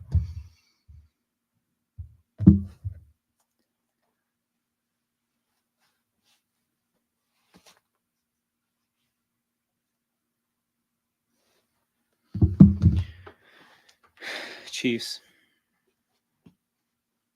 But we're picking the Chiefs. It is what it is. So that's what it is, people. We did the thing. We predicted the entire season. This is what we do at this channel when the game sucks ass. And this game did suck. The Bills, after blowing 2 teams out, got blown out themselves. That's a team that has crazy ups and downs. But yeah, we had a great time, people. We watched a one-sided football game. We talked about all the games that happened today. We predicted an entire NFL season. We made a lot of friends along the way. We're gonna be back tomorrow, people. Quick turnaround. Whoa, actually, I just realized I exhausted all my things. Because tomorrow, when we do Monday Night Football, I can't talk about the week's games. I can't predict the whole season again. So tomorrow, we're gonna watch Lions Seahawks, and we're just gonna hope it's a good football game. If that's a bad football game, I actually don't know what I'm gonna do. We might have to improvise new things to do during the stream. But yeah, people, we're gonna be back tomorrow. Lions Seahawks, it'll be a good time. Titans Dolphins will also be happening, but we won't be watching that at all. Make sure you guys tune in. Make sure you guys hit the like button, subscribe to the channel. Those are 2 very important forms of engagement for the growth of a YouTube channel. So if you want to, that's a good idea, bro. Rank receivers, because the reason why it's a good idea is because there's no answer. This is just going to be straight arguments. There's no consensus. There's no actual right answer. It's just going to be straight chaos. So that's actually probably what we're going to do. But yeah, people, come back tomorrow, Monday Night Football, Lions Seahawks. I'll see you then. You guys have a good night, people. I'll catch you guys around.